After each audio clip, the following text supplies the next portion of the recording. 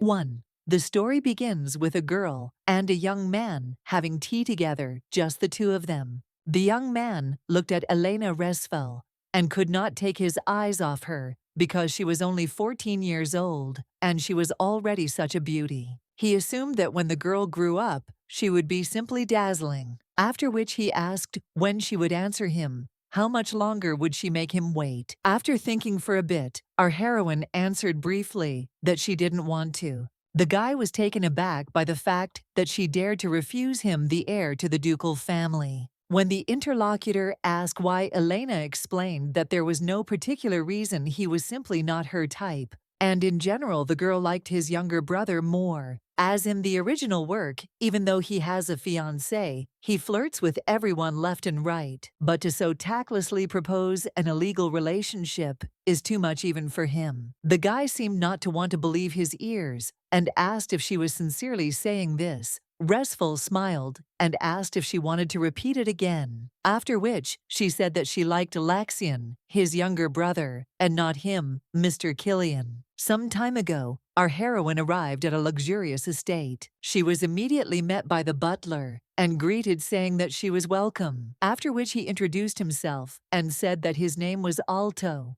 He was an assistant to the ducal family of H. Ilos. Then he invited them to follow him, and they headed toward the luxurious castle. Inside, they were met by a senior maid named Mary, who informed them that from now on, this girl would be her personal maid. The assistant immediately greeted me and said that her name was Rosie, and that she was very pleased to meet me. Then she took the suitcase in her hands and added that she shouldn't worry about her things and carry them around with her. While Elena was thanking her, the butler coughed and said that the lady needed to greet the master. Meanwhile, all the maids were discussing how surprised they were when they saw her. One of them noted that she looked very much like Mr. Keene. The other said that there was nothing surprising about that, since the lady was his own blood. The third one exclaimed that she was really sorry, because being alone at such a young age is not easy. The girl objected that it was good that at least this way their master would now take care of her. In fact, she was very lucky. The maid was indignant. How could she say that? How could this be a good thing? After all, her father had died. On the way, the little girl looked at the large number of decorations throughout the castle and noted that while you were cleaning it all up, there wouldn't be a second left to rest. A little earlier, Elena heard screams in the street. A little girl begged her mother not to send her there because she did not want to be a servant. The woman cried and asked for forgiveness, as she could do nothing because of her father's debts. The same thing was said about her, that apparently her father was a knight who owed a lot of money. And since the debtor himself died, they will have to be given to the daughter. What a pity, so small and without parents. After some time, they reached the Duke's office, and the butler said that she could go in there. Our heroine wondered if she would really work there now. She couldn't make mistakes. There was a young man sitting in the room who told her to come closer. She thought to herself that she felt a serious force, probably because he was a duke, but still she couldn't give in to it. Then she approached his table, bowed, and greeted him, calling him master. The guy asked in surprise, "Which owner?" It seems there was a misunderstanding. Resful began to get nervous and really hoped that he wouldn't tell her to pay off her father's debt immediately. Where did she get that kind of money from? But the man said that she had not come to the castle as a servant, so there was no need to call him that way. The young man invited her here to look after the baby. When the girl asked in surprise why, the Duke replied that he had a debt to her father. Elena exclaimed that it was not her dad who owed him, but on the contrary, perhaps he was once rich, but she simply did not know about it. The man interrupted her and replied that he owed him more than money, so he could now call him Lord Duke, and he could consider this place his home. Our heroine looked at him in shock and could not believe what she had just heard. After this, the maid led her into the room, and Elena asked if this would really be her bedroom. Now the girl answered that yes, let her come in quickly. When the maid froze and did not take her eyes off, her Resful asked why she was looking at her like that. Rosie answered, "Because the lady is very pretty. But there is no time for that. It is necessary to choose beautiful clothes for her. Then she grabbed the little girl, who didn't understand anything, by the hand and dragged her along with her into the dressing room. After some time, after trying on different dresses, an outfit was finally chosen that suited her perfectly. The maid silently admired that she was simply dazzling and was definitely Cain's daughter. You just couldn't take your eyes off her, perhaps because she looked so much like him. When the girl said that she felt very awkward, the girl exclaimed that she should not talk nonsense because she had become even more beautiful. After which, she asked if she would like to see the castle and drink tea in the garden. Since she had dressed up, Elena answered that it was fine. After a while, when she saw various cakes, the little one exclaimed that it was the first time she had seen something so appetizing. The maid was very glad that she liked them and enjoyed their taste. Suddenly, our heroine saw two boys heading towards her and wondered who they were. Resful couldn't help but notice that they were both very handsome. When Rosie whispered in her ear that these were young gentlemen, it dawned on the little girl that these were the Duke's sons. The older one greeted her and stated that this meant that she was Cain's daughter. The little one was so confused that she just stood there and silently looked at him, then realized that she was staring at his face and didn't even say hello. After which she bowed and said that her name was Elena Resfel. It was very nice to meet you. The boy introduced himself as Killian, and this was his younger brother, Lexian Hylos. Our heroine noted to herself that he is very cute, since he gets embarrassed and blushes. Suddenly, the elder said that he heard that she had no plans for today. How about chatting with him alone? For a little while he liked her. At night, our heroine tossed and turned in bed as she was dreaming about a past life. At that time, the girl was an ordinary office plankton who was drowning in a pile of work every day. She lived in an atmosphere of terrible competition. That's why she always wanted to take at least a little break from this routine. The only joy in her past life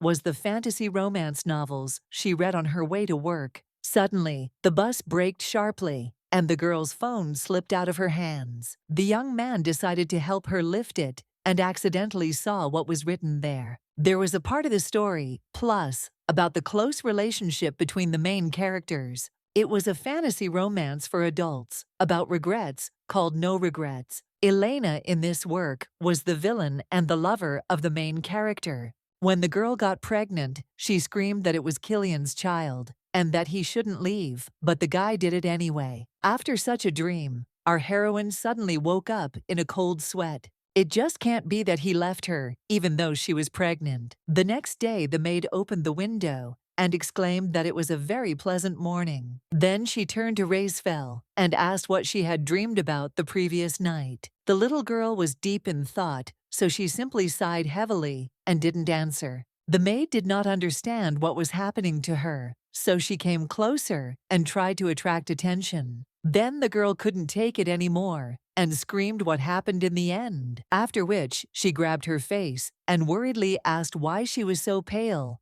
Had she not gotten enough sleep? When Elena replied that it might be because of the new place, Rosie demanded to tell her the truth. Apparently, she was so amazed by the beauty of the Duke's sons that she could not sleep for a long time. Then she added that it was normal she couldn't sleep there normally at first, either. Their lord the Duke is truly so handsome and stunning that it is difficult to find words. The sons, of course, completely took after their father and are incredibly handsome. The maid really couldn't sleep at first because her heart was beating like crazy because of their unearthly beauty. Our heroine thought to herself that it was good that she wasn't the only one who fell in love with everyone. After which, she began to shake her head in different directions and convince herself that it was just a dream, and most likely, it did not have much meaning. Then she collected her thoughts and asked the maid if Mr. Killian had a bride. When Rosie replied that of course the little girl thought to herself that it was a stupid question, because how could the heir of a noble family not have a bride? It is necessary to ask about something else, something that no one spoke about, but which she had in her dream, after which she asked the question whether that girl was a lady from the Oswald Earl family. When the maid replied that she was right, it dawned on the little one that it was not just a dream. Just yesterday, she did not know that the Oswald family existed, and that it was a count's family. For her, a commoner, the aristocrats seemed to live in another world. How many ordinary people would be interested in which feudal lord owned their lands? And how would they know what counts there were? And our heroine had never heard anything about this dynasty in her life. But now she knows what the interior of these counts is like, and she can imagine it so vividly, although she has never been there. Although she could not help but know Jane Oswald, the girl was always the main character in her life. After some time, the girl was sitting near a flower bed and telling fortunes with a flower. She tore off the petals one by one and asked whether the young man was a scoundrel, yes or no. Suddenly, the girl heard some sounds that were coming from very close to her. When she approached that place, she saw knights training. Probably her father also trained there in his time. Looking at the strong young men, Elena thought that there was a real sanctuary there, and it was necessary to make pilgrimages there. When some of the boys paid attention to her, the girl thought that she shouldn't be annoying, so they would see each other later.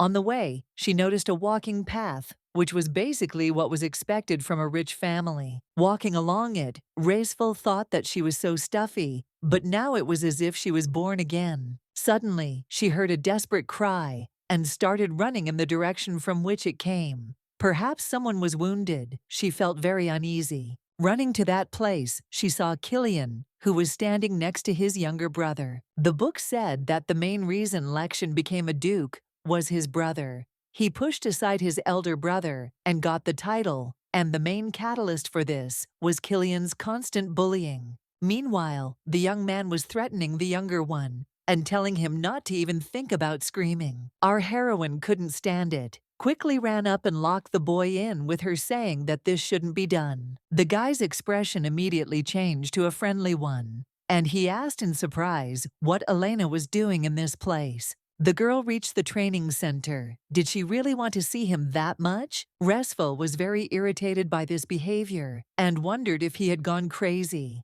after which she asked how such a thing could be said in such a situation. Killian laughed loudly and asked if that was why she was talking like that now. The little one became even more angry from such treatment. She simply cannot believe it. He does not even consider his younger brother a person. The boy added that there was no need to pay attention to him. It would be better to go for a walk together since they had already met. But Elena snorted and told him to go for a walk on his own. Then she leaned over to Lexian and asked if everything was okay with the gentleman. When the little girl wanted to touch him with her hand, he abruptly pushed her away from himself. Our heroine realized that because of fear of his older brother, he even refuses to accept help. But she did not give up and made another attempt, saying that she would walk him home. Restful then placed the baby on her back, while Killian shouted that there was no need to worry about him. The little one replied that it seemed that the heir of the Duke of Hylos called his brother that one and resorted to violence. The noble name of the father suffered because of him. The young man was so confused that he couldn't even find what to answer. The girl told the baby to be patient just a little bit, and soon she would carry him home. I thought to myself that they say that you can understand a person's nature by one action. This guy is a real piece of trash that can't even be recycled. Our heroine will never become this scoundrel's lover. She doesn't even want to think about it, and also will not allow Lexian to be constantly bullied by his older brother. When the girl brought him to the estate, the maids were shocked by his condition. Our heroine was furious and did not understand why Killian was behaving this way with a small child. The head maid said that fortunately he had no serious injuries, let them help him keep calm, and it was time for her to go. Suddenly, the girl bowed and thanked Elena for saving him, after which she introduced herself and said that her name was Sophie. She had been looking after the younger gentleman since he was in diapers. Restful didn't understand why she was thanking her for this. Did she really know that Killian was making fun of him? After which, she said that if she has been looking after him since childhood, then it means she knows about everything. The maid replied that yes, Their younger master had started to be bullied. About 6 months ago, it all started when the master went off to war. Young Master Killian naturally began to replace him. Although he is young, he is still the rightful heir. The girl even felt respect for him, but at some point, abrasions and wounds began to appear on the younger gentleman's body. The boy even had nightmares in which he asked his brother to stop bullying him. Sophie couldn't even imagine that the young master would do this to the younger one. The others also gradually began to find out about it. The estate staff began to whisper that the elder brother was beating Lexian and that he had serious injuries. But who could dare to speak of this, for he was the Duke's legitimate heir, and they were only ordinary commoners. Elena noted to herself that he had been hopeless since childhood. It was important for her not to allow the original course of history, but she could not do everything alone. Suddenly, a butterfly appeared near her, and our heroine was very surprised when it managed to fly into her room. Going out onto the balcony, the girl decided to try to change the future at all costs. After some time, the baby came to his senses, and a servant immediately ran up to him, exclaiming that he had woken up. After giving him something to drink, the girl said that the family doctor had come in and said that fortunately he had no injuries. The boy replied that he understood everything, after which he asked how he ended up in his room. When the maid said that Mrs. Elena had brought it, the youngest was very surprised. The kid immediately remembered how he had convinced himself not to cry because the members of the direct line of the Hylos family should be the strongest. In the evening when our heroine was walking, she heard Killian's voice calling her by name. Taken by surprise, she quickly hid and simply peered out from the bushes. The boy asked what was going on, whether she had decided to play hide-and-seek with him. Let him stop behaving like this and just come out to him. The girl did not understand why he was behaving like this and panicked. The elder one might say, didn't give her any peace at all and was constantly trying to get to her. He was constantly waiting for her everywhere and persuading her to go for a walk with him under various pretexts. After some time, the guy had already gotten on her nerves so much that she didn't know where to go from him. Does the young man really think that he can please her, even after she saw him bully his brother? As the little girl watched Killian continue to wander around and call out her name, she thought that he was an incredibly clingy guy. Suddenly, she heard some sounds and decided to go see what was going on. Not far from her, she found a small rabbit sitting in the bushes. The animal looked sad, and she realized that something was wrong with it, but she didn't know what to do. Maybe she should call the vet. As soon as our heroine touched it, a magical formation appeared around it, after which the rabbit exclaimed that this was now his mistress and ran towards her. Elena was shocked that this animal was talking. Maybe she just heard it or was hallucinating. But no, the rabbit looked at her kindly and thanked her for saving him. He thought he would die today because he was very weak, but now he is alive thanks to his mistress. When the little girl asked who he was, the animal replied that his name was Rainy. The little girl remarked that his name was very cute, and then asked what his true nature was. The new friend was confused by such a question and did not know what to answer, so he simply muttered that he was Rainy. The girl laughed and answered that her name was Elena, although she had not asked about her name at all. The rabbit finally understood what she wanted to know and exclaimed that he was the spirit of the earth. He had been weak lately, but now he is alive thanks to the mistress. Her strength has seeped into him. The girl did not remember Elena having any connection with spirits. In the original, it is hard to believe that a person with such powers was described as just someone's lover. Noticing that the girl was thinking about something, Rennie asked if something was bothering her. The girl replied that everything was fine, but why did he call her his mistress? The rabbit replied that he simply knew that she was now his new owner. Restful replied that okay, if he says so, then that's how it is. After which she hugged him and exclaimed that why is he so soft? Hearing someone's footsteps, Elena thought that the young man had found her after all. But it turned out to be Lexian's youngest son, who was walking towards her. Our heroine breathed a sigh of relief as she thought it was Killian, after which she asked how the boy was feeling at the moment. The baby thought to himself that she was still worried about him, so he should thank her,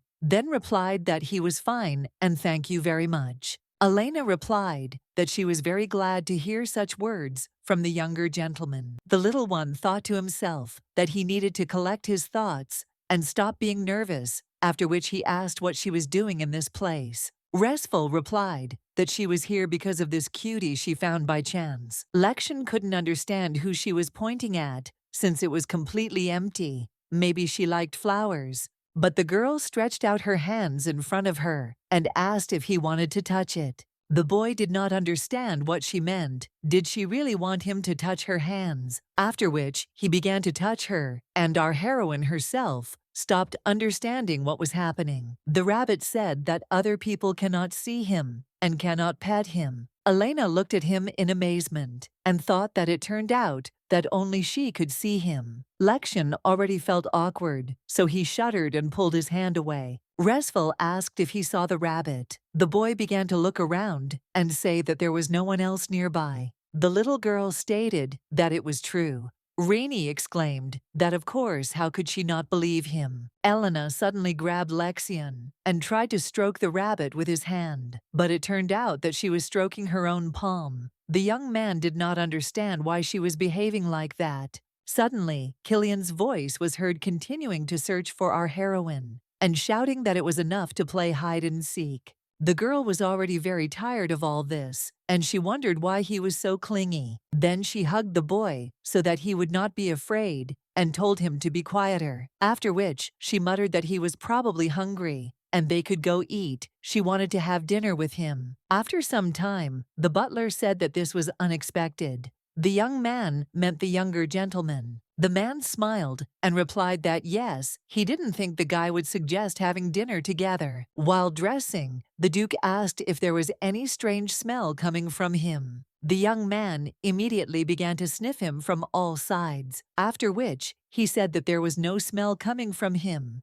and if there was one, it would only be from the ink. The Duke said that he still cannot forget the expression on his face when he returned from the war. The youngest son was stunned by his father's appearance, so he simply ran away from him. The butler explained that the gentleman had just returned from a trip, which is why he reeked of blood. The man did not expect Lexian to be so gentle, but for him it is permissible because he is very young. Then he asked how the elder was working. The assistant replied that at first he was at a loss, but later it became so good that they no longer felt his absence. The Duke stated that since he was the heir, he must behave appropriately. After some time, the table was set, and it was time to begin the meal. The eldest son stared at our heroine and winked at her constantly. The girl tried to pretend that she didn't notice this and didn't even look in his direction. Suddenly, the Duke asked the girl if she liked the food. The little girl answered that she did. Killian immediately noted that she eats as little as other ladies. Elena is already charming, but apparently wants to become even more beautiful. Restful decided to demonstrate how she can actually eat and started stuffing herself with everything. The eldest son immediately said that it was good that she had a great appetite. He really doesn't like it when people exhaust themselves to become slimmer. Then the young man began to pull a fork with meat on it towards her and told her to eat this too. But our heroine thanked him and replied that she was already full. In general, she doesn't eat much. She thought to herself, why is he giving her the remains of his food? Does he really think that the girl will eat scraps? Killian looked at her and wondered why he was trying to make such an indifferent expression on his face. Elena turned her attention to Lexian and noted to herself that she thought he would be uncomfortable having dinner next to his brother. But it was good that he ate with appetite. After which, I noticed that he was eating selectively and putting vegetables aside.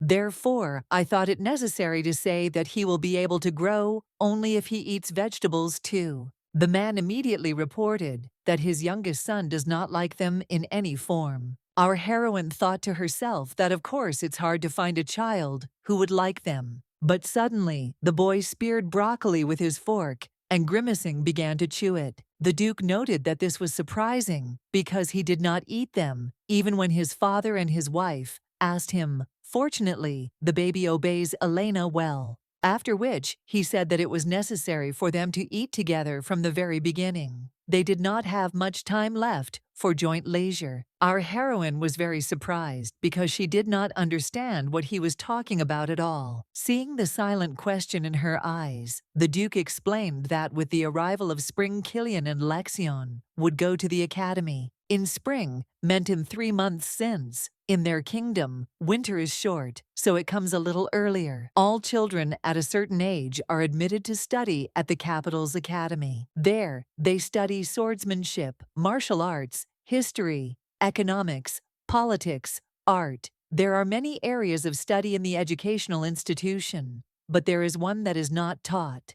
Perhaps Elena Resful could have become a powerful sorceress who would have changed the course of history if she had not fallen in love with Killian. The Duke asked if the girl would also like to enroll in the academy. Our heroine thought to herself that there was nothing there that she wanted to learn. Therefore, she replied that she needed time to think. The man replied that it was fine. Apparently, it was too unexpected for her, but it would not be too late to think about it even when Jane arrived. The little girl thought to herself that she would really come. Would everything really go according to the original plot? The head of the family continued that Oswald is Killian's fiancé, and she will arrive for training in a few days. It would be good if they became friends with each other. Elena smiled and replied that she was waiting with impatience, as she was very interested in what kind of bride her eldest son would have. After some time, the young man caught our heroine in the corridor, after which he pressed her against the wall and said that even if the bride arrives, she will still remain the only one for him. The baby should know about this.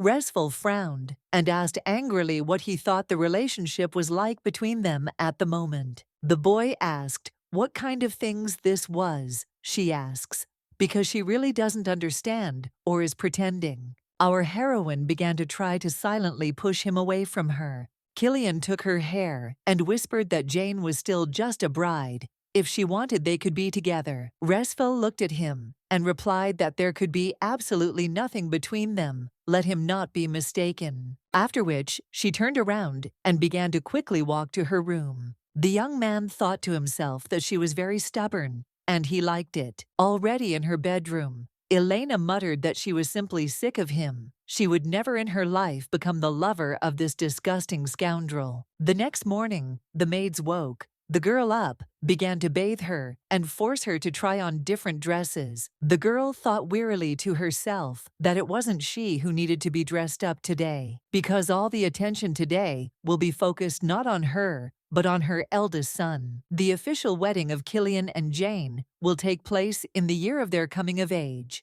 after 3 years have passed. His fiancée, who is the main character of the original novel, will be living in this castle from today on to take lessons as a future wife. However, in the original story, the two never get to marry in the end. The guy kept coming up with excuses, saying that he thought he would need more time to train to become the heir. The young man needed to complete his diploma work at the academy. All this was needed only to gain time and have fun with his mistress. I wonder if she limits any contact with him. Will they end up getting married? This cannot be allowed. She really wanted to just tear up the original, but she will help to make sure that this does not happen. When Elena approached the door, she saw a small bouquet lying on the floor. That's why I immediately thought that maybe it was just a coincidence that my eldest son had slipped them in unnoticed. How disgusting that was. But if you think about it, when they were going to lunch,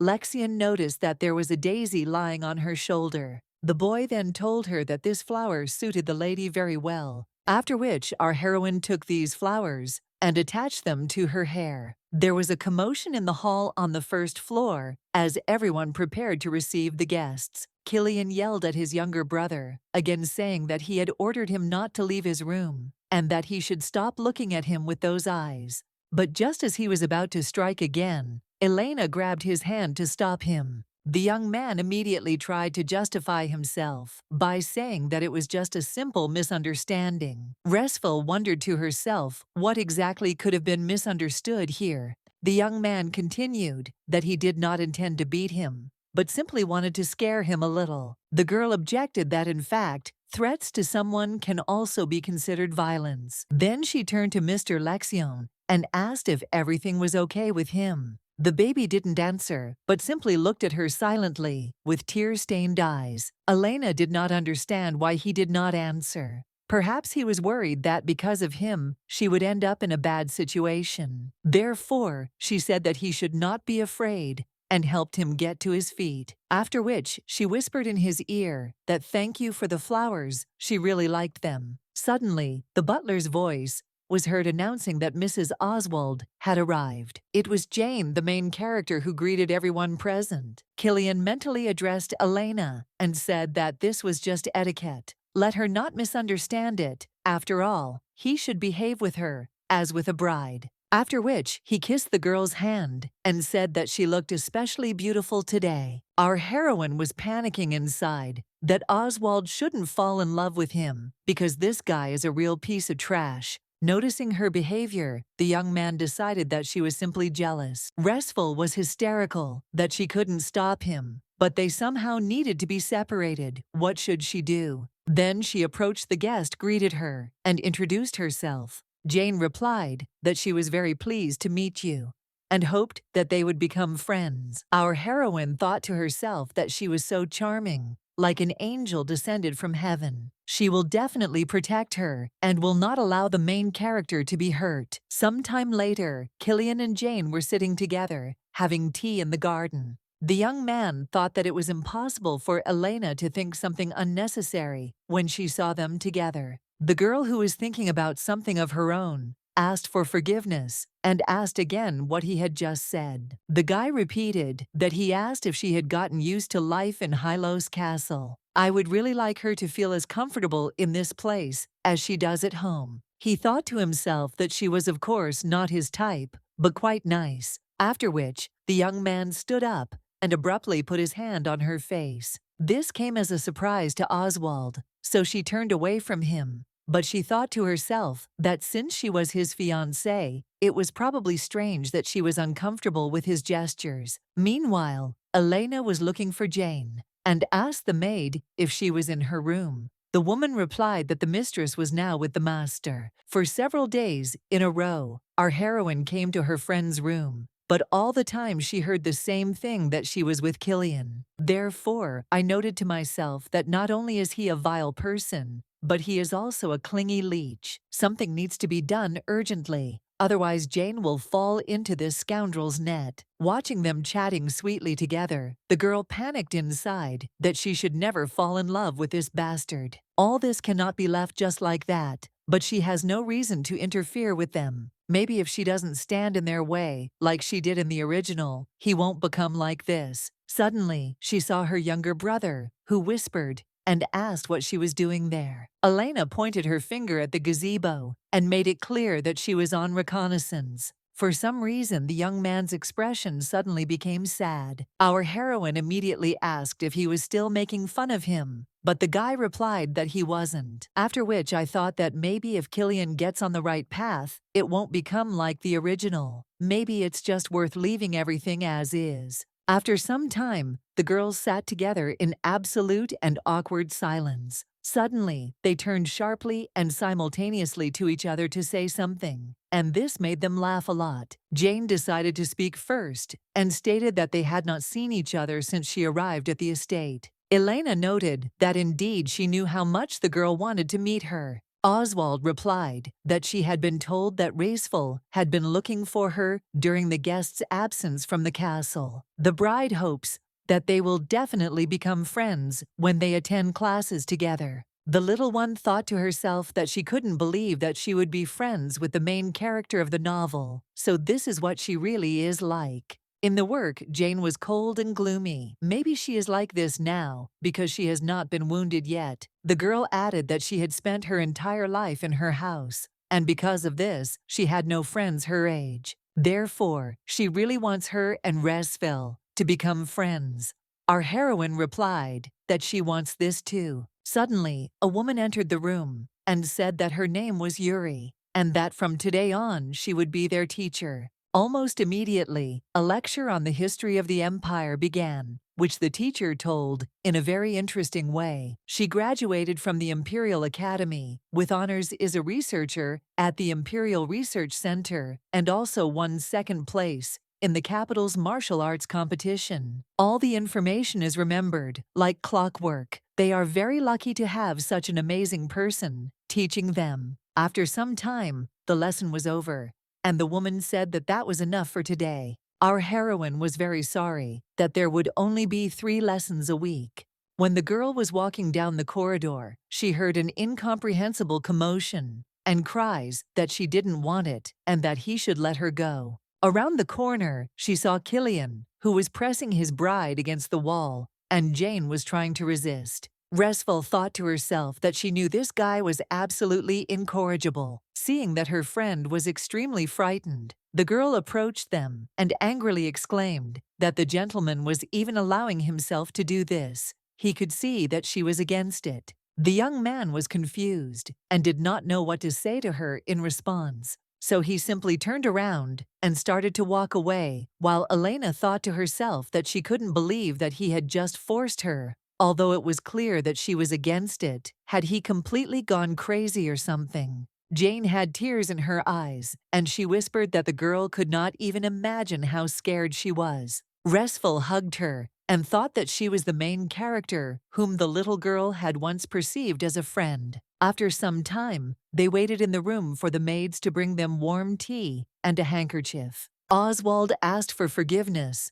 and said that she herself did not realize when she started crying. She became afraid because Mr. Killian was behaving too assertively. Our heroine thought to herself that she thought that Heil OS would behave more gallantly with his bride, or that he decided that he could do whatever he wanted with her. The guest continued that the lady had helped her, and now everything was fine. The girl replied that anyone in her place would have done the same. My friend objected that it was not a fact, but Elena was very confident and impressive. Restful said that Oswald could be like that too, or rather should be like that. If someone forces her to do something, you need to tell her that she doesn't like it, even though they are engaged. If it goes beyond what is permitted, you must definitely refuse. The main character collected her thoughts and replied that, okay, she would try her best. After some time, the Duke asked if she had thought about the offer to go to the academy, but the girl replied that she did not want to.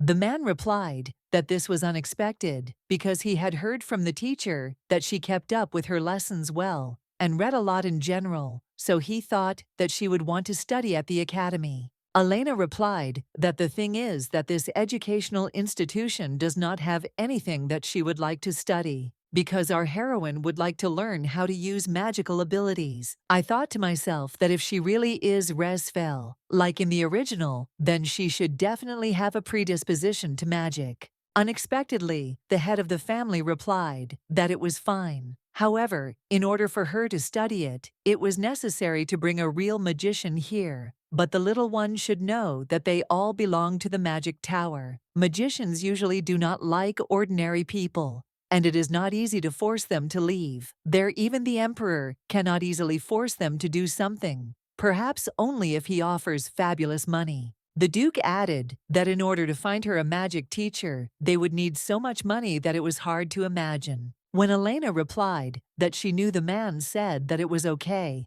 then their conversation would be short. If she has magical abilities, then he will sponsor her knowledge as long as she needs it, but if not, then she must understand everything herself. Our heroine thought to herself that if she had no talent, then she would lose support. Perhaps he meant that he would lose her in every sense. But Resfel replied that she understood everything the Duke said, that it was fine, then he would bring the best magician, even if it took some time. Then the girl thought that it probably wouldn't matter to him if she talked about Jane. But Lexian, did she a freeloader, even have the right to touch on this topic? But still, she collected her thoughts and said that she had something to tell him. She found out about it when she lived in the castle for about a month. It seems that Mr. Killian beats his younger brother. She did not witness the beating itself, but before her eyes the boy swung at Lexian twice. Also, many wounds were found on the little gentleman's body. If a man asks the doctor and his maids about this himself, he will understand everything. Elena also heard Killian bullying his younger brother. It seems to happen more than once, but their father reacted strangely and replied that children usually grow up like that, picking on each other. Therefore, she may not worry too much. Now they are fighting, but over time she will not notice how they will become the closest. That is what blood relatives mean. But thank you for your concern. After some time, the Duke's eldest son came to him, and the man said that he had heard something funny today. They say that he is making fun of Lexian. The boy thought to himself that he always tried very hard. Every time before meeting his father, he felt fear and anxiety, since the man always said that the Halos family should be the strongest. After the death of his mother, the only thing left in his father's life was the work of the Duke. He threw out everyone who was useless without pity, and what helped him was accepted indiscriminately. The guy was always worried that he would not be recognized. However, the older Lexian became, the more attention his brother received from his father. The young man believed that if things continued like this, he would be abandoned. The Duke continued that it was all because of some pathetic jealousy that he was behaving this way. It seemed was caused by the fact that his son was not confident in himself. Then she looked at him with a menacing look and said that there was no need to make noise in his house. Even though the boy is his son, he will not forgive Killian if he dishonors his family's honor. Meanwhile, the friends were chatting pleasantly over a cup of tea in the garden. Then they noticed how sad the young man was, sitting near the flower bed. Jane suggested that he seemed upset that the flowers had wilted. Noticing them, the boy smiled broadly and began to run towards them. Oswald noted that this was the first time she had seen Mr. Lexian with such a happy smile. The boy sat down at the table with them and said that everything looked so appetizing, so he also wanted to have tea with them. Mr. Killian was watching them from the side, and he was very angry about this whole situation. Looking at the friendly faces of the girls, the guy thought to himself that they had never smiled at him like that. But the Duke's words immediately popped into my head about not making unnecessary noise in his house. During tea drinking, Elena noticed that Lexian was looking too intently at Jane. Then the friend said that she heard that Resful was going to learn magic. When our heroine answered that yes, Oswald exclaimed that it was very wonderful that she already knew what she wanted to do in life. Unlike the little girl, she doesn't have anything she wants to do,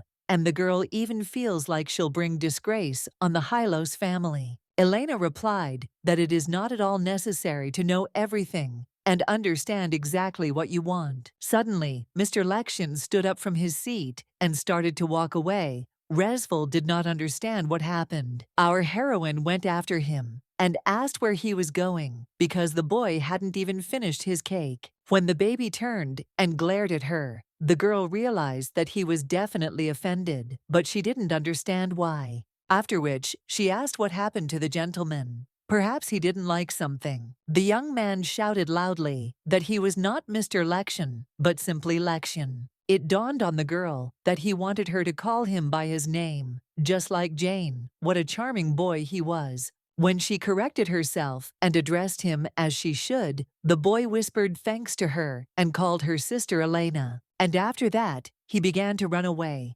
Our heroine wondered how it was possible to be so sweet. After some time, the girl asked in the library where the books about magic were. The maid pointed somewhere to the side and said that she could find what she needed there. There were books about the history of magic, the basics of magic, the memoirs of one magician. It turned out that there was not so much material, after which I thought that perhaps this is because magicians do not like ordinary people. Elena was so interested to learn about them and couldn't even imagine that there wasn't a single suitable book. When she went out into the corridor, she met that same magical rabbit from the garden. The spirit of the earth said that he came to her because he missed her very much. Then the maids passed by and said hello. The girl was surprised why they didn't say anything when they saw Rennie. But our heroine immediately remembered that no one except her could see him, after which she muttered that it was interesting why only she could see him. The rabbit replied that of course he could materialize so that others could see him, but he simply didn't need to. On the way, the little girl decided to ask again why he still calls her his mistress. The spirit of the earth replied that when they first met, he was so happy that he completely lost his head because it is the only one for spirits like him. Before he was born, a long time ago, they had another master, but that person disappeared, and a new one did not appear for a very long time. So the spirits began to weaken. Many even died out. New ones were born, but their life was not long. The rabbit almost died too, but now everything is fine because thanks to his owner, he is alive again. There are not so many living spirits now, but thanks to her, there will be more of them because her power gives them life. Even just being near her gives a lot of energy. Elena thought to herself that she just wanted to live like a normal magician. But what if she becomes a spirit caster? Is there any way to become one? But there is no way to find out about it because there are no books. The rabbit said that others would also come to see her, and that the spirits had been thinking only about her since the moment of their birth. He was just very lucky to meet her right before he died. After some time, Restful asked the maid if she was going to continue standing next to her. Like that, the girl replied that the magician who was supposed to come today was in theory very handsome. Can Rosie also stay? And if there is a lesson, can she be present? Elena laughed, because when Yuri teaches the lessons, she doesn't even show her nose. At that very second, a handsome white-haired guy appeared in the room. The girl wondered if he was an elf by chance. The young man greeted them and said that his name was Jeremiah. He was a researcher from the Magic Tower. Restful admired that he was not just a magician, but a researcher. The Duke had definitely invested a huge amount of money into this matter. The proud wizards of the tower would not have sent their magician to the estate if the head of the family had paid them less than that. The young man stated that first it was necessary to measure the lady's magical power. When the maid asked what magical power was, Jeremiah replied that it was a special power that not everyone had, and only if one had it could one become a magician. The girl thought to herself that she would be able to take lessons only if she could prove that she had magical energy.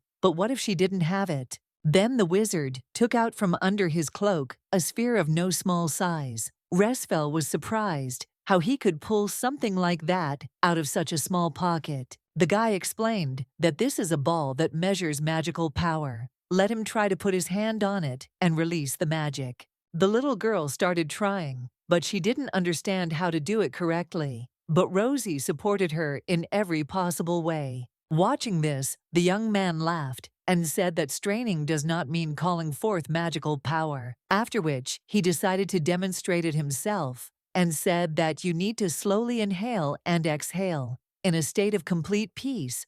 Relax your whole body, and then it should work. This ball has the ability to draw out magical power once measured. You can then easily begin to control it. This, of course, only works for those whose energy lives inside. When the guy told her to try it now, our heroine concentrated, and a magical glow appeared around her. The girl was a little scared and asked if this was exactly how it should be. Jeremiah replied that she had more magical power than he thought, even much more than an ordinary magician. The maid asked with admiration in her voice how he managed to determine this. The guy explained that the amount of magical power can be understood by the color inside the ball, depending on which one of the colors of the rainbow is shown.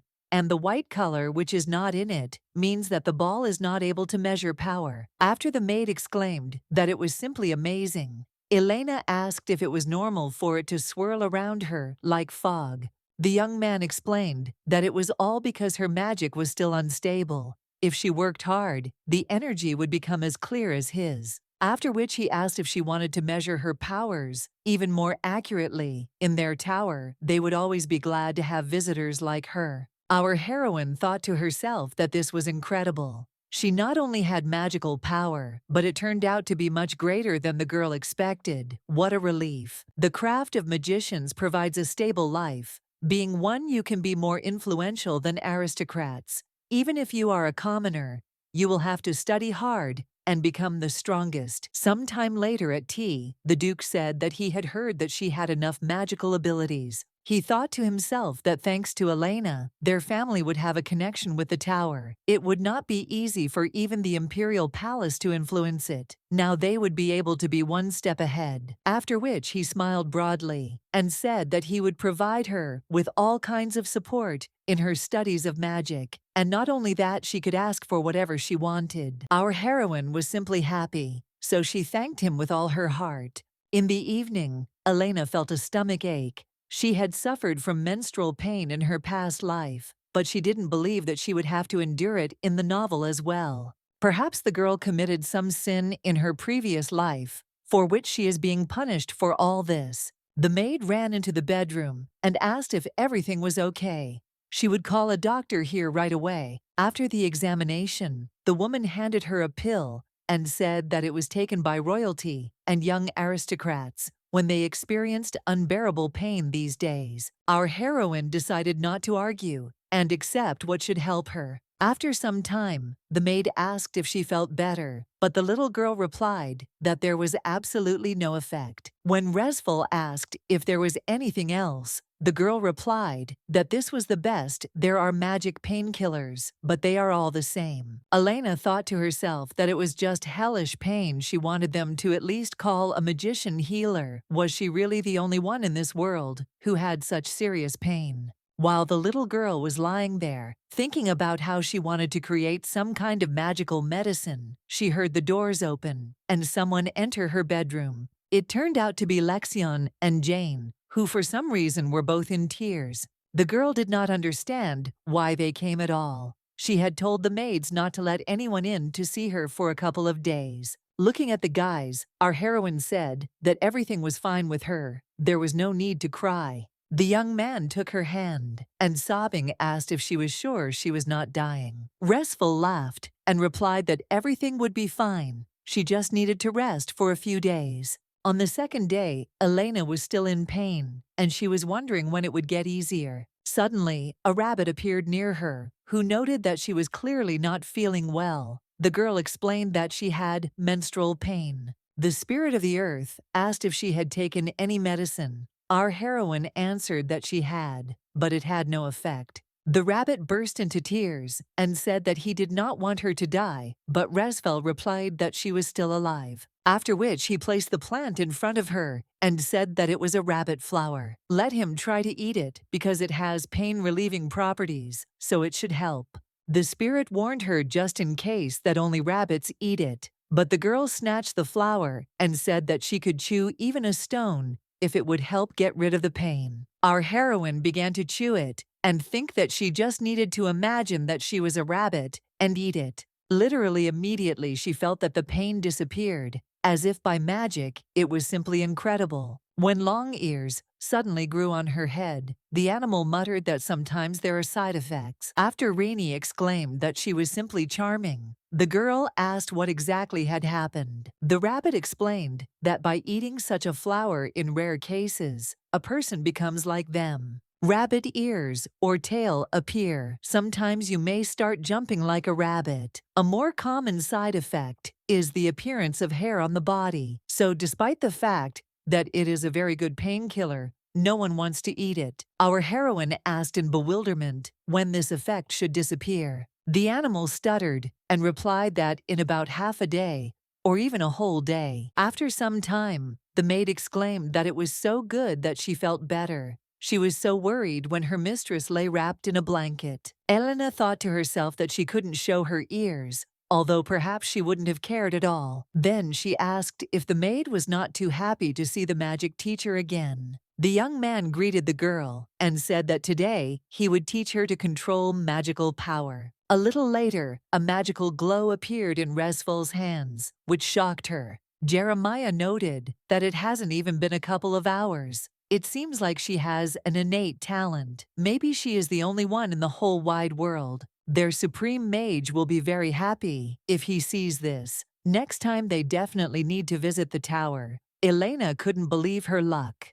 Then she asked if it was possible to learn how to make magical medicines. But she thought to herself that it would be a shame not to use such an effective herb just because of its side effects. For some reason, the young man was surprised by this question. and replied that of course he could teach her, but he didn't know that she was interested in it. The fact is that this area is not particularly attractive to magicians these days. Our heroine explained that there is simply one medicine that she wants to take. Not even that she wants it, but that it is simply necessary. This is a medicine for girls. In simple terms, a pain reliever during the menstrual cycle. The guy asked if there weren't any of these among regular pills, and there should be magical analogs. The girl replied that there were, but they were completely useless, especially for those who had serious pain. Jeremiah muttered that he didn't even know about it, since he had never encountered anything like it. After which he exclaimed that good they would begin to study magical medicines from the next lesson, and then he would bring the appropriate book. Suddenly, the little girl asked another question, whether he knew anything about spirits. When the magician asked how she knew about them, the lady replied that she had seen one book in the library, and it only mentioned spirits, so she didn't really understand anything. The young man thought to himself that there were no books about these otherworldly creatures. So how did Svel learn about them? After which, he replied that in fact spirits are forgotten creatures. He is very surprised that the girl knows about them. In every corner of the world, from the magic that spread during the creation of the universe, spirits were born. They appeared having natural elements in them. If the rabbit is the spirit of the earth, then it means that there are spirits of other elements. The guy explained that they carry the magic of the first universe, so it is believed that they contain very great power. However, ordinary people do not even notice their existence, except for the spellcasters who are born once every few hundred years. He himself only knows this. Our heroine replied that it was clear and thanked him for sharing his knowledge. After some time, the maid brought Elena books and said that they were from Mr. Jeremiah. There was a note attached to them, saying that he thought it would be better if she reviewed the material beforehand, rather than during the next lesson, so he sent the books. The next day, Resfel went to the Duke's office and asked how he slept. The man replied that everything was fine. He also heard that the girl was going outside the castle. Today, our heroine replied that yes, because she wanted to buy ingredients for a magical medicine. The head of the family objected that she could ask her maids about this, so why did she want to go herself? When Elena replied that she wanted to experience the whole process of preparation with her own hands, the Duke exclaimed that she thought straight like a true craftsman. After which, he handed her a bag of gold coins and said that she could buy not only the ingredients, but also anything she wanted. The man said that he would support her in everything, so let her take it and not feel obligated. He also already informed the knights, so they will accompany her. The girl exclaimed that this is not at all necessary. The Duke objected that they couldn't allow their precious sorceress to be harmed, but if she was too uncomfortable, then let her take at least 2 with her. The butler asked her to wait a while in the hall while he went for the guards. While she was waiting, Lexian appeared and asked where his sister was heading, whether by any chance she was going to the market. The maids told him about this, so he also wants to go. The girl answered that it was fine, but they would not be there for long. On the way in the carriage, the boy looked at Elena and thought that she looked just like an adult. Suddenly, the young gentleman turned red, and his heart began to beat faster. Our heroine noticed this and asked if everything was okay with him, if he felt normal. The Duke's youngest son smiled slightly and replied that he was fine, and there was no need to worry. When they arrived at the market square, the knights said that they would accompany them, keeping their distance. The boy immediately asked if they could walk, holding hands. Our heroine answered that, of course. The girl felt very nervous, perhaps, because she had not been out in public for a long time. Children were running around, and the shouts of sellers could be heard from everywhere calling out to people in order to better sell their goods. Noticing how Lexian looked around with delight, Elena thought that all this time he lived only within the walls of his house. It must have been very boring. The boys went and bought themselves a strange blue apple, and Resfel noted that it looked like someone's cheeks were about to burst. Then they heard the vendors shout that they had healthy food for everyone, from cute pets to cows and horses. They were all fresh, just brought in that morning. The girl asked if there was anything else available, as she needed rabbit flowers. The woman replied that of course there was, and asked how many she needed. Our heroine looked at her with a serious expression and declared that she was taking absolutely everything. The seller could not believe her ears because she thought that all the food would go to waste and would have to be thrown away. How could such happiness have fallen on her? Having pulled out several bags, the woman stated that it seemed they had a lot of rabbits. The young man took one of the flowers and immediately pulled it towards himself to smell it. The merchant immediately snatched it from his hands and exclaimed that it was impossible to eat since it was not for people. On the way, the little boy asked why she had bought so many rabbit flowers, since she didn't even have a rabbit. Elena explained that she wanted to create a magic medicine. This ingredient is not currently used in either conventional medicine or magic, but she would like to try using it. When asked if her sister would become a sorceress, the girl replied that she thought she would if she continued to study everything as needed. Sometime later, Resfel thought that she only needed to get rid of the side effects of the transformation into a rabbit. There are elixirs that dispel the transformation. Maybe it will work if she uses them. I would like to use the rabbit flowers right away, but everything needs to be done in order, so it is better to practice first. So the first thing she will try to do is prepare a basic magical medicine. After some manipulations, she muttered that the book said it should be a soft pink shade,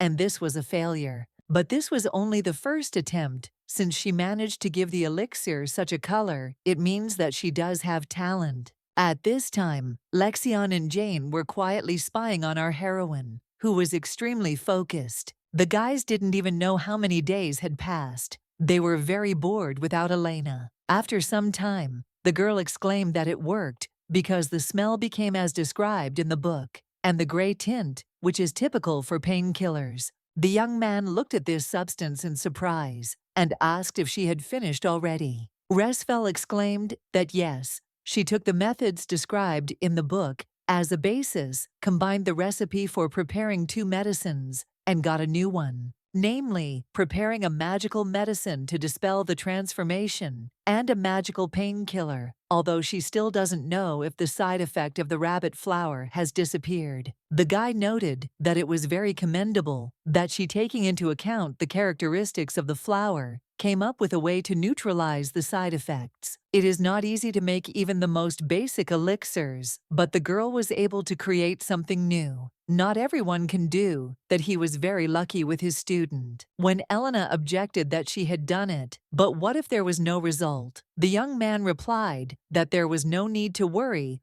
all this could be easily checked. Let him just remember that there is no success without mistakes. Our heroine was very nervous and said that she had not slept for several nights in a row. Jeremiah reminded that the first pancake can turn out lumpy, after which he added that this is used in the creation of magical medicines. You can find out whether it is useful and whether there are any side effects if you drop the elixir there. The little girl looked at these colors with confusion and asked what it all meant. The magician explained that the blue on the left means that the medicine is effective, and the green on the right means that there are no side effects, so no one will become a rabbit after taking this medicine, and the pain will also disappear. The girl was able to create the medicine she wanted. It seems she doesn't need it anymore. But Elena objected that no, it was all only thanks to the books that the teacher had sent her earlier. I thought to myself that thanks to this I will now be able to live peacefully during menstruation. I need to thank Rennie as well. The young man stated that there was still something very important left. How about distributing it through the tower? It would be responsible for production, distribution, and promotion. Let him put his signature in this place. The terms of the contract will definitely not be bad. Her medicine is still amazing,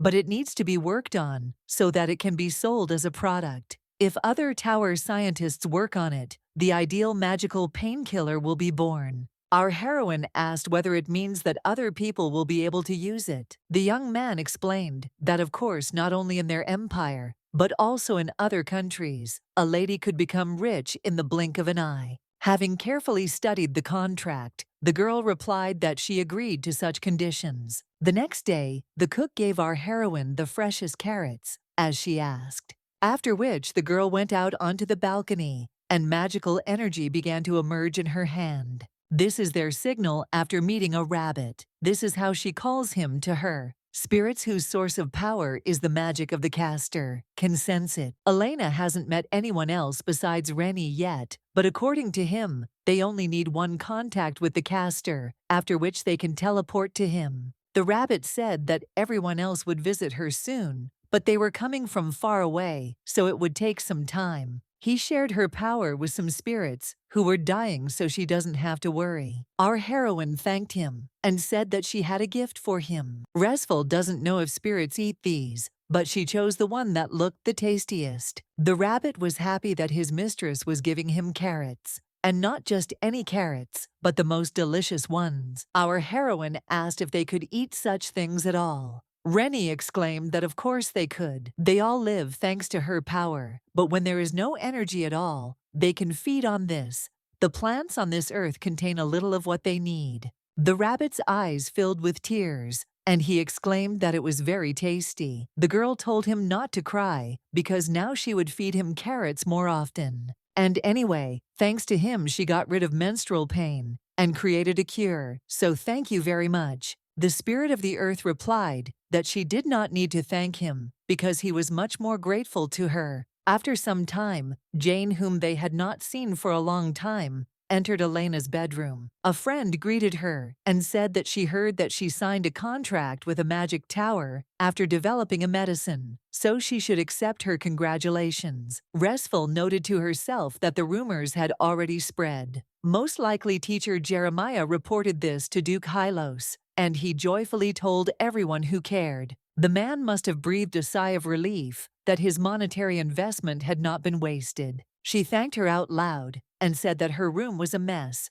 It would be better to go to the living room and drink tea there. Sitting at the table, Oswald said that while she was doing her business, she was very bored. She repeated the study materials of her mentor Yuri and spent her time reading. She had nothing else to do except that. In fact, she was worried about many things. Elena asked what exactly, but she thought to herself that Killian was really making fun of her. The friend muttered that she was learning magic and had even created an amazing medicine. But compared to her, she couldn't do anything. She had no particular preferences. Therefore, the future bride is very afraid that she will simply disgrace the name of the Halos family. Resful replied that it is not necessary to know everything and understand exactly what you want from life. She is the only main character for herself, and only she can decide what she wants to do. At the moment, Jane is in the estate of another family, but it is the girl who is the mistress of her own destiny. The friend muttered that as time went on, she became more and more impatient, as if she was marking time. And every day watching Elena, she developed a desire to become like her.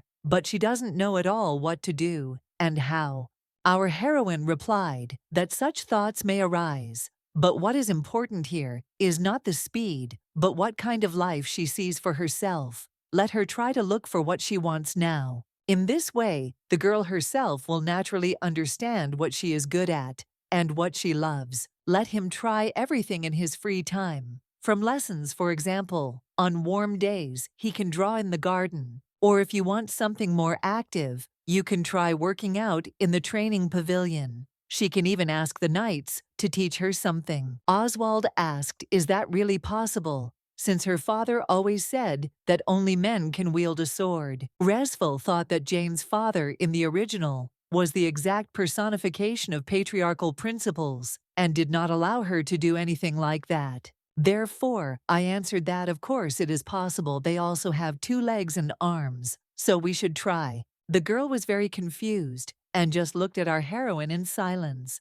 Elena thought to herself that she had most likely shocked her friend by refuting her father's words, but after a pause, Oswald exclaimed that she agreed they too were capable of anything. The girl noted that she hoped that her words would give Jane at least a little self-confidence. After some time, her painkiller called Rose finally went on sale. Thanks to the promotion and systematic distribution of the magic tower, the medicine began to be sold, not only in their empire, but also in all corners of the continent. The young man, with a serious expression on his face, told the lady not to be too surprised and to listen to him carefully, after which he exclaimed that they sold everything, and he congratulated her on this. The lady is simply incredible. As soon as they heard the news of this, the tower immediately began to create an additional batch. Her share of the profit will be calculated next month. She can collect it at any time when she visits them. After which, he noted that she seemed very surprised. The girl replied that she was, since she did not think that the reaction would be so good. The guy replied that they couldn't help but sell out the medicine in the blink of an eye. The price was low and the effect was excellent, an affordable price compared to any other painkiller on the market, because girls need this elixir. So he was sure that sales would go well.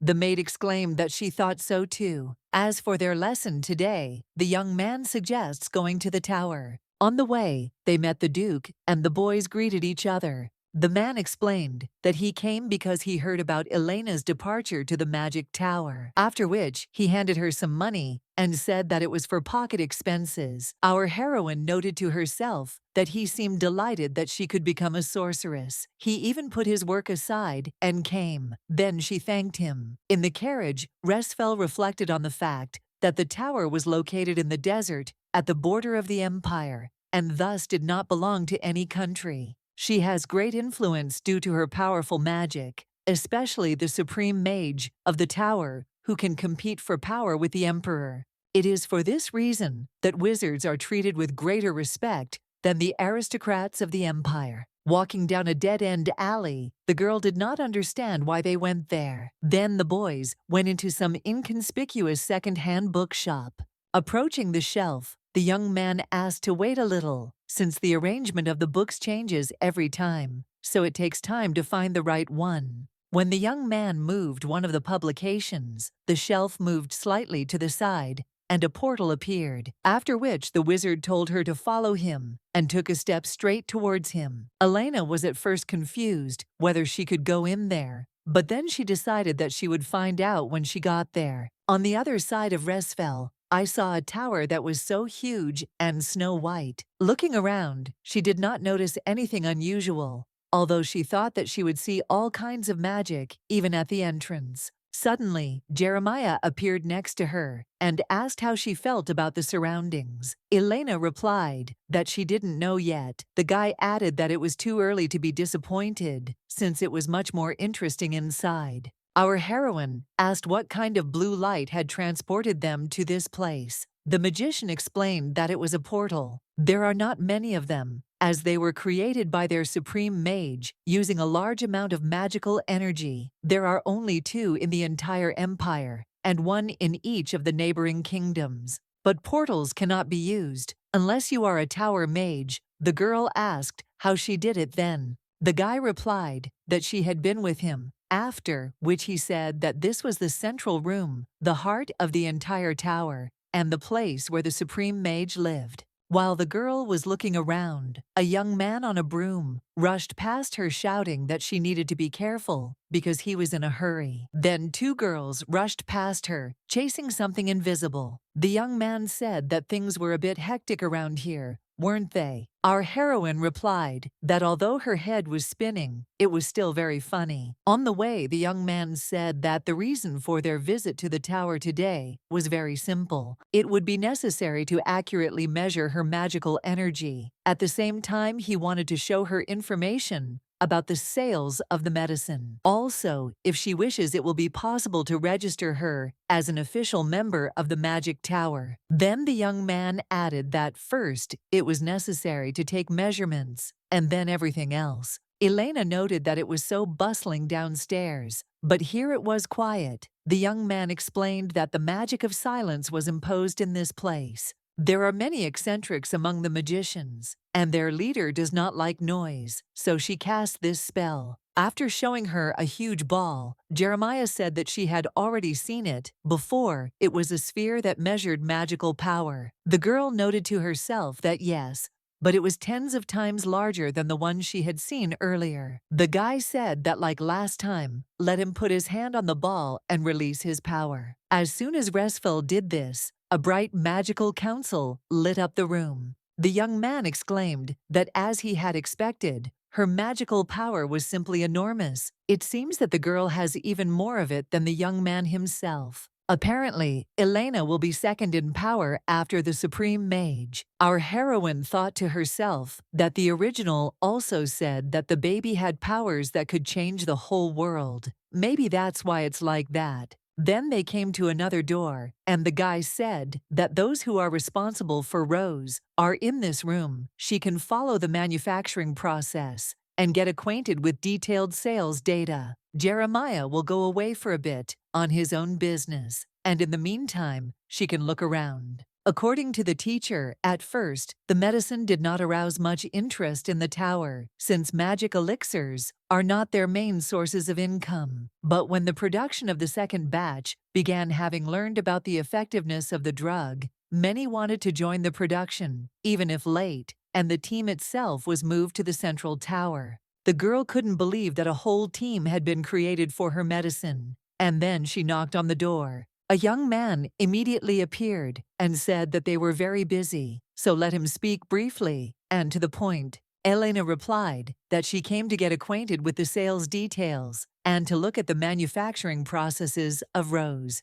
The guy grabbed his head and exclaimed that they were already busy up to their necks with the production of the second batch. From which team did they even send it? Our heroine replied that she is not yet an employee of the tower, but she is the author of Rose, and her name is Elena Resfel. The young man was taken aback and muttered that he had not expected her to come so suddenly. His name is Harvey I. Cantvel. He is the head of the team responsible for this medicine. The guy apologizes very much for his rudeness. The girl replied that it was okay that this could happen to anyone because he was very busy, but she thought to herself that people become irritable when they have a lot to do. She had been like that in her past life, after which she added that perhaps it was in vain that she came today. But the young man objected that no, the girl is the creator, so she can come whenever she wants. When our heroine entered the room, she was surrounded by a crowd of employees who could not believe their eyes that this was really the author Rose. People were amazed that this medicine was a real revolution. How did she even come up with such a brilliant idea? Meanwhile, a young man came to the supreme magician to tell him some news. The girl irritably asked why he was knocking at all. Let him come in. The young man reported that Lady Elena was visiting the tower today. The woman replied that she knew. And what next? The guy immediately said that they had taken an accurate measurement of her strength. She had tremendous magic, and she also had the ability of a spirit caster. The leader asked if he was sure about this. Jeremiah replied that more than that, they tested it with a ball created specifically by Mrs. Karen. He was overcome with anxiety as soon as he saw Elena's spirit caster powers. They are born only once every few generations. With such power, she can rival the abilities of the Supreme Mage. The young man would not like to see the death of a young girl, since the caster controlling many spirits shares his life energy with them,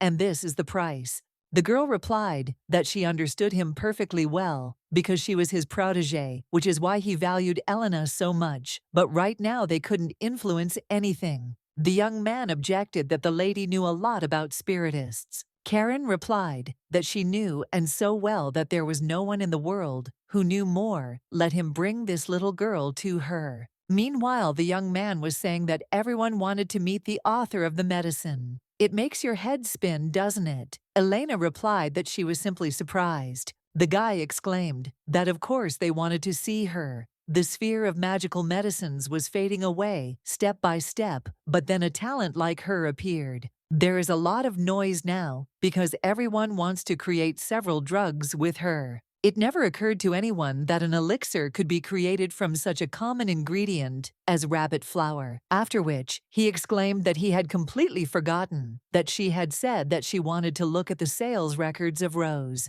As soon as the girl replied that she heard that everything was sold out and she was interested in taking a look, magical energy appeared in Hari's hands. A moment later, a sales report appeared in our heroine's hands, and the guy added that she could look at the data carefully and ask questions if she was interested in anything. Resfel was shocked by this information. Does this really mean that she is now terribly rich? Of course, it is inferior to the income of the Duke of Hylos family, but she has definitely become rich. Jeremiah appeared in the room and asked how she was doing. The girl replied that she had been shown the sales book. Now all that was left was to see the manufacturing process. The young man muttered thoughtfully, what should he do now, since the Supreme Mage had expressed a desire to meet with her? When they went up to the office of the head of the magicians, our heroine noted to herself that she was incredibly beautiful. The woman said that she was the owner of this tower, and her name was Karen, after which she clarified whether she had created Rose.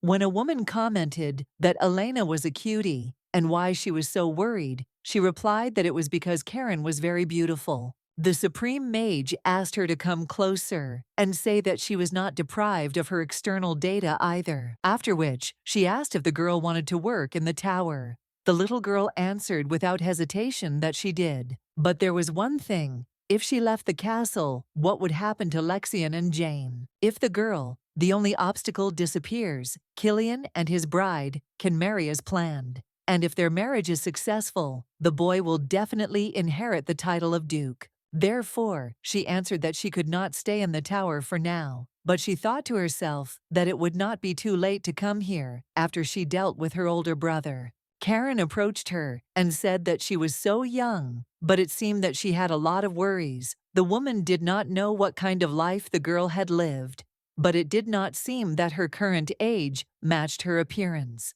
But there is no need to worry, she is not interested in other people's secrets. She is also different from what is visible from the outside. You can't say that she is 400 years old. Let him do as he wishes. Not all the employees of the tower want to be in it. Everyone lives where he wants, and after some time returns so that she can come again whenever she wants. After which the Supreme Mage asked to come closer to her and take her hand. A huge magical power is hidden within her, and from now on, the girl is the sorceress of the magic tower. If she has any difficulties or just wants to see you, her doors are always open for her. Our heroine smiled and thanked the Supreme Mage with all her heart. After the young man walked our heroine home, he returned to Karen to talk.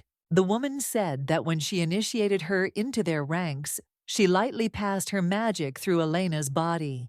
Everything is as he said. She has the powers of a spirit caster and very powerful ones. The baby is incredibly strong, and the amount of magic in her and the power of the caster itself, she is still inferior to her, but after some time she can surpass her. First, it is necessary to strengthen her magic. This will help her to hold out at least a little longer. It is safe to say that her powers as a spellcaster have blossomed quite recently. There is no need to worry for a while. At least a few years must pass before cracks begin to appear in her soul. After some time, our heroine lay in her bed and thought about becoming a sorceress in a magic tower. It must be just a dream, because such happiness makes me feel uneasy. Then I came to my senses and decided that there was no need to think negatively. It was better to enjoy the present. Suddenly, Lexian entered her bedroom, saying that he heard that she had visited the tower today. The girl replied that yes,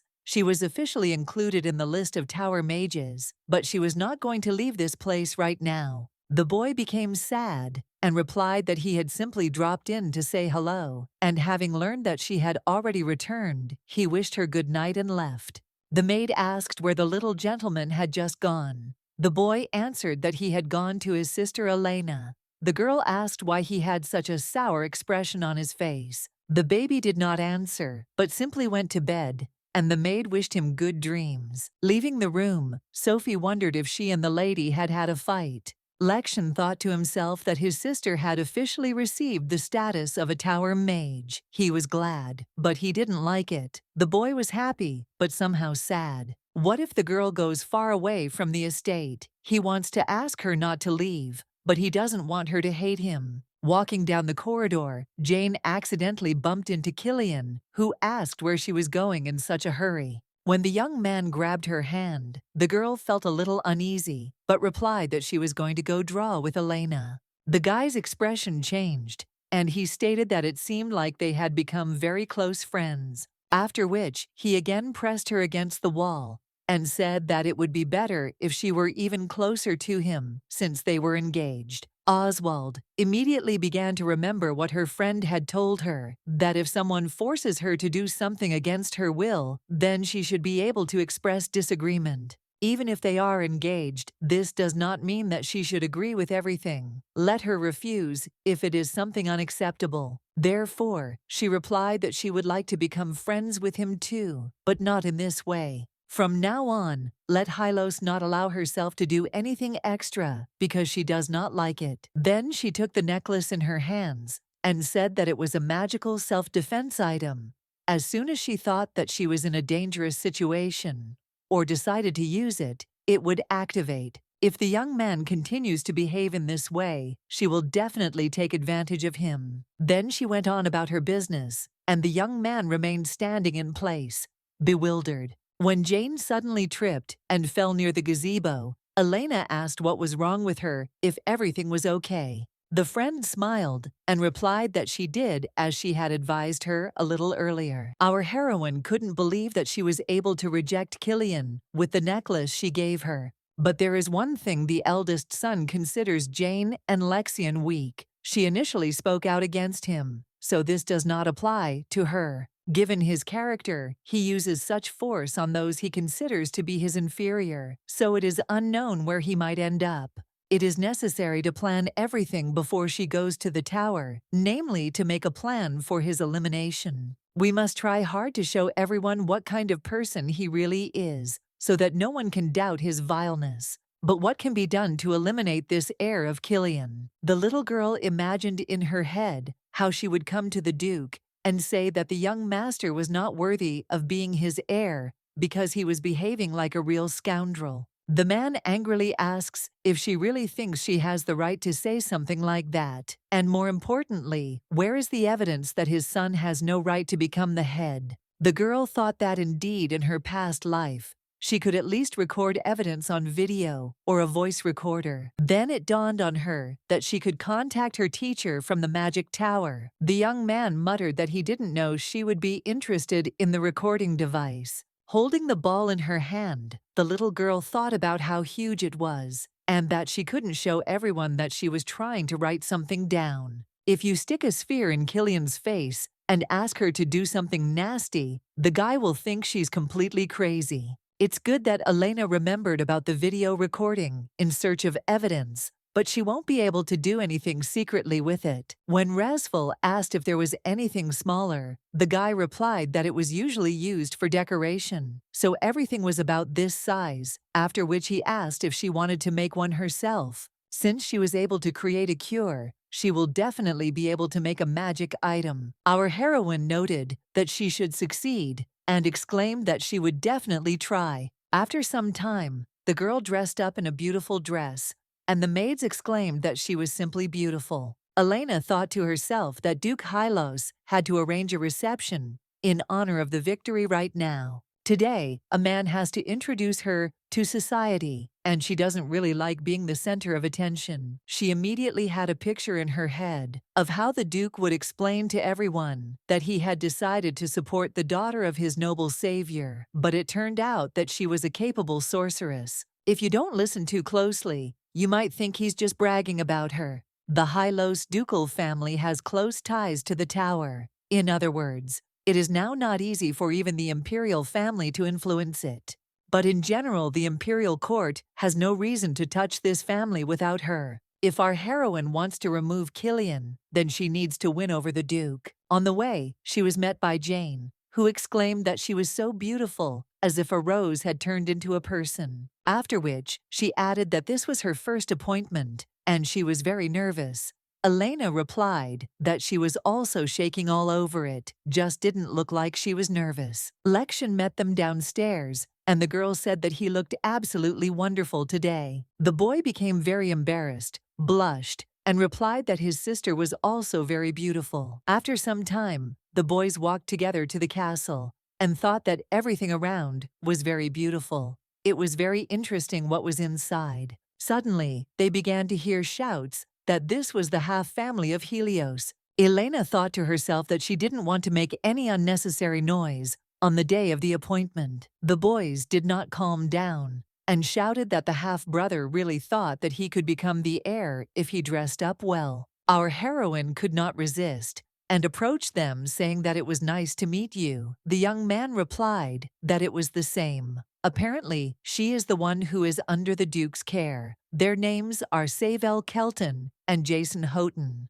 Hearing the names, the girl noted to herself that this was the same little thing that was always next to Killian in the original novel. They were the same vile people as he was, secondary characters, who constantly changed women and also groveled before those who were stronger, offending the weak. The guys made fun of Jane, who, having abandoned Killian, chose the main character. Therefore, her face changed, and she said that she had just accidentally overheard their conversation, which had a very strange content. It couldn't have happened that two young men from honorable families gossiped about someone who was here and could hear everything perfectly well. Maybe it just seemed that way to her, right? Jason asked what she meant by that. Did she really come to quarrel because of that half-hearted one? Savel added that perhaps she thinks that since the Duke is looking after her, she really decided that she has become an aristocrat. Elena still remains a pathetic commoner. The girl replied that he was so limited, even though Resfel was a commoner. As the guy said, he was still from an aristocratic family. But Lexian, by the way, is the son of a duke, and he is only the son of a count. His family is lower in status than the Hylos family. How can he swear at the little gentleman? They are both still too young, and no one will punish them. But what would happen if they were adults? It would be an insult to a member of the ducal family. The young man shouted, "Who is she to teach him? Can she take responsibility for what she said, no matter what support the girl received from the Duke? Does she really think that she can live peacefully if she makes an enemy for herself in the Kelton family?" Our heroine replied that it seemed that he still hadn't heard what was being said about her, so he considered her just a pupil of Hylos. Of course, the baby is really under his care, but along with this, she is a sorceress, or, to be more precise, an official member of the Magic Tower. He should know that inside the tower, everyone is closely connected to each other. Therefore, she can consider, as he told her, that he was going to turn all the wizards against him, whether the guy will be able to cope with this. The boys started to run away quickly, saying that she would still answer for this. Elena sighed heavily and thought to herself that aristocrats, young and old, were all absolutely the same. Jane exclaimed that it was cool, but the boy muttered that it was okay to ignore it because of him. What if she got into trouble now? The girl asked him not to worry, because she hadn't done anything for which she couldn't answer later, and besides, they wouldn't harm her in any way. Lexian was upset that he couldn't do anything again, and she had to take the rap for him. When they entered the hall, the Duke began to introduce the girl he was looking after, and to say that she had recently become the sorceress of the tower. Everyone present admired how beautiful she was. They had only heard about her, and it was a great honor to meet her in person. The boy thought that he also wanted to help Elena, but at the moment his most important desire was to grow up quickly. After some time, the little gentleman ran into our heroine's room, took her to the window, and showed her that it was snowing outside. The boys immediately went for a walk, and Lexian said that they say that if you make a wish on the first snow, it will definitely come true. Therefore, let him concentrate as he did, and wish for what he wants most in the world. As a result, the girl wished that she, the younger gentleman, and Jane would be happy, and the boy wished that he would quickly become an adult and protect Resfel. In the evening in her bedroom, our heroine thought about how quickly time flies. The brothers should soon leave for the academy, and the Duke will also have more work to do after the winter. It seems they said that in an educational institution, holidays only happen in winter.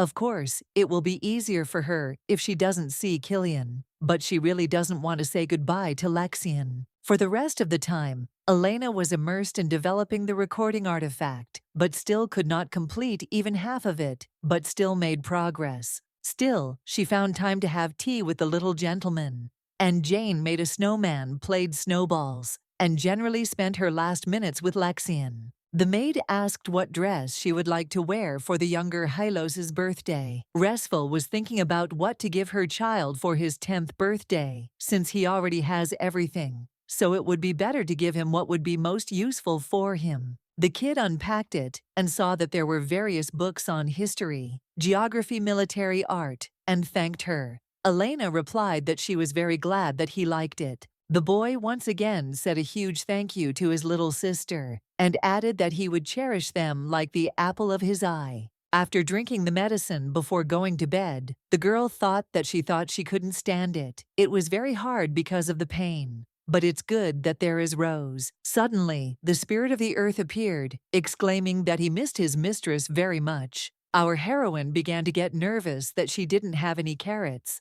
Now she would quickly go and get some, but the rabbit replied that it wasn't necessary. In fact, he came to her in order to introduce her to the other guys, after which a small blue turtle appeared in the room, smiling sweetly. The rabbit exclaimed why Toto was taking so long. He replied that it was because he was slow. Then he crawled closer to our heroine, introduced himself, and said that he was the spirit of water. Thanks to its owner, the turtle is full of strength again, and is very grateful to her for this. The guys told her that if she needed anything, she should call them at any moment, but the girl thought to herself that it was very quiet and calm now. Does this mean that if Elena wants, she can use the power of earth and water? She doesn't need it yet, but she might need it in the future, because she doesn't know what might happen when she leaves the Duke's castle. After some time, the man greeted the guests who came to the birthday of his second son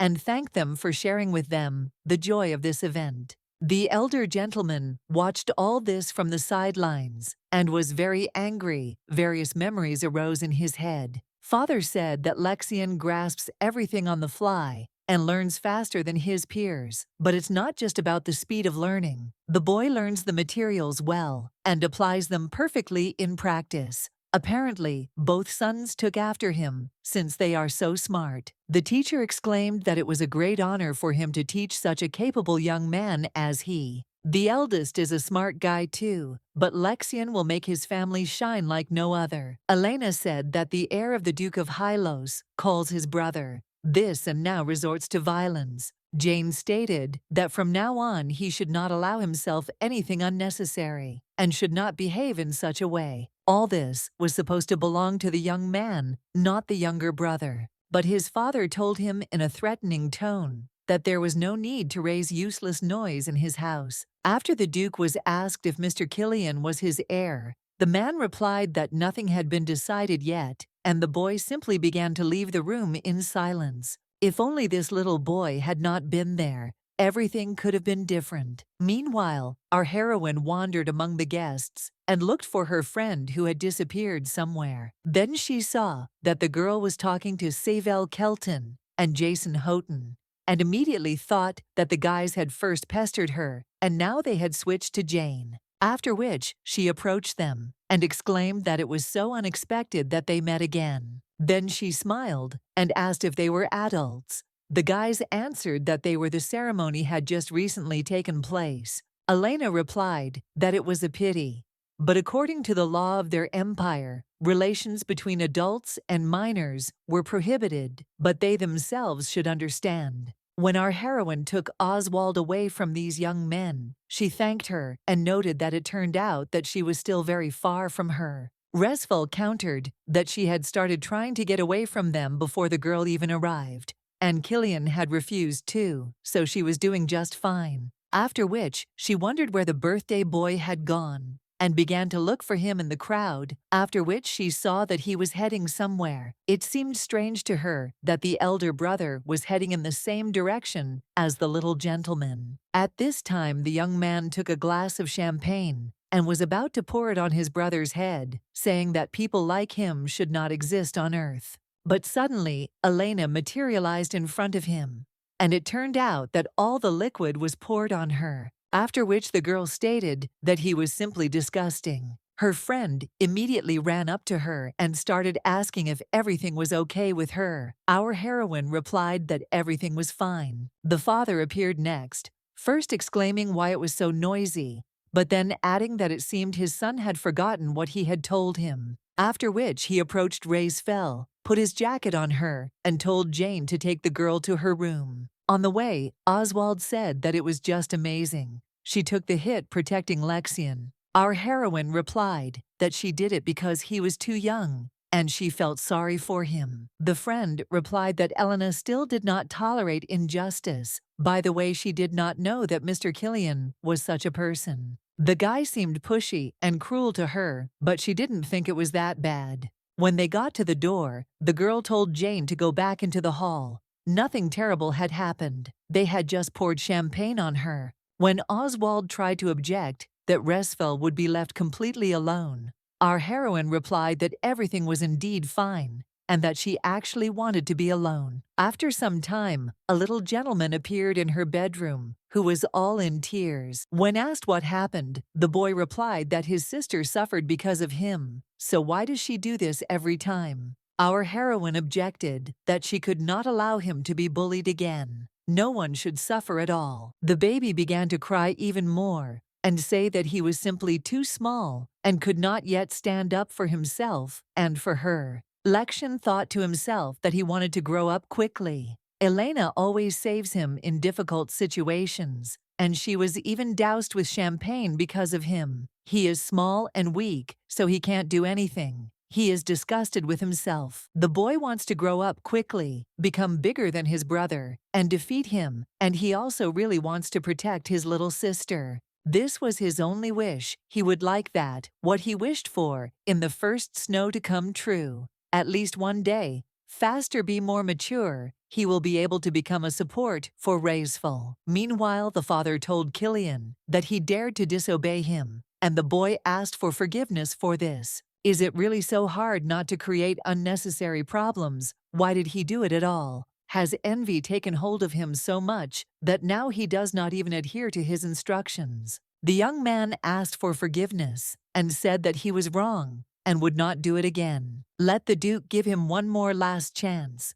This will not happen again in the future. The father thought to himself that no matter how stupid he was still his son. So he replied that this was the last time he would not have another chance. Let him know that. The next day, the butler reported that the Duke was looking for our heroine. Standing near his door, the girl wondered why he suddenly needed her and why he was so worried. But having collected her thoughts, she nevertheless came in to him and said hello. The man noted that it seemed that she felt better. The girl replied that everything was fine and thanked him for not leaving the situation unattended. The Duke added that yesterday he called Killian and spoke with him. Such incidents will not happen again, and if this happens, then let him immediately inform him. He also heard from Jeremiah that the little one was not only a talented sorceress, but also capable of developing medicines and magical artifacts. It is very interesting to see what will become of her. The teachers constantly praise her, and every time he hears about her, he wants more and more for her to be his own daughter.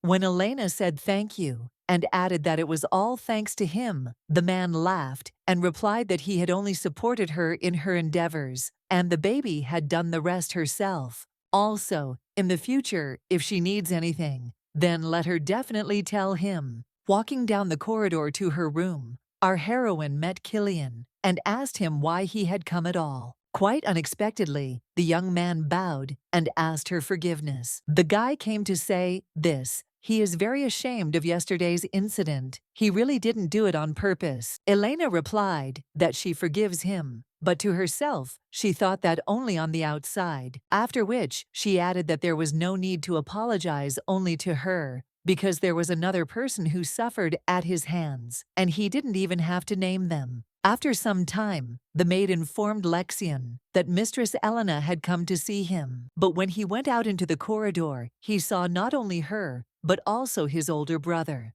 The girl immediately began to reassure him that everything was fine. There was no need to be afraid because she was nearby. The young man felt very awkward and could only squeeze out one word: "Forgive me." Our heroine was indignant to herself that this could not be called an apology, then said that it seemed they had agreed that he would do everything as Resful said, or perhaps her memory was failing her. The young man bowed and asked for forgiveness for having mocked him all this time. Let him forgive his wayward brother. The little gentleman replied that he accepted his apology but could not forgive. Elena thought to herself that she didn't expect him to forgive her either, although it was already difficult to accept this apology. After a while, the maid handed the flower to our heroine and said that it was left for her. Whoever it was, apparently he really likes her. For several days after the holiday, every morning, someone leaves her one rose, probably Lexian.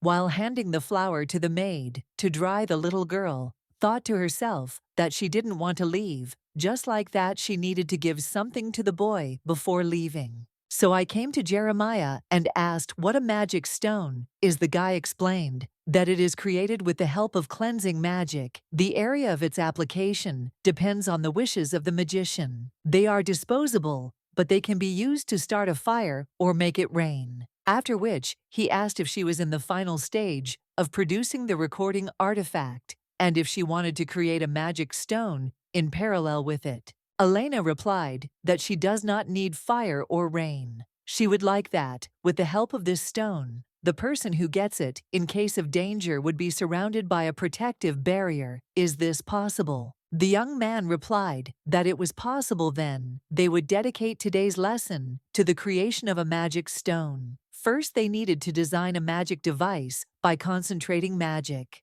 The young man noted that she had only just begun, but the shape already resembled a ball. The girl muttered that it seemed that not everything was so good, but in any case, thank you. During the next step, you need to pour the magic that creates the shield into this device. Our heroine tried to do this many times, but everything ended in failure. After which I began to wonder whether it would be possible to do this at all. The guy answered that, of course, let her not worry so much, she is doing well. Now she copes much faster than other magicians. Let them try again, and everything will work out. The little girl thought to herself that this was not just anyone speaking, but the researcher Mage from the tower, so everything should work out. A few days later, our heroine managed to form what she had worked so hard to create, and she would be able to give the pendant to Lexian before he left for the academy. The next day, the girl ran into the boy in the hallway and said that she was just on her way to see him.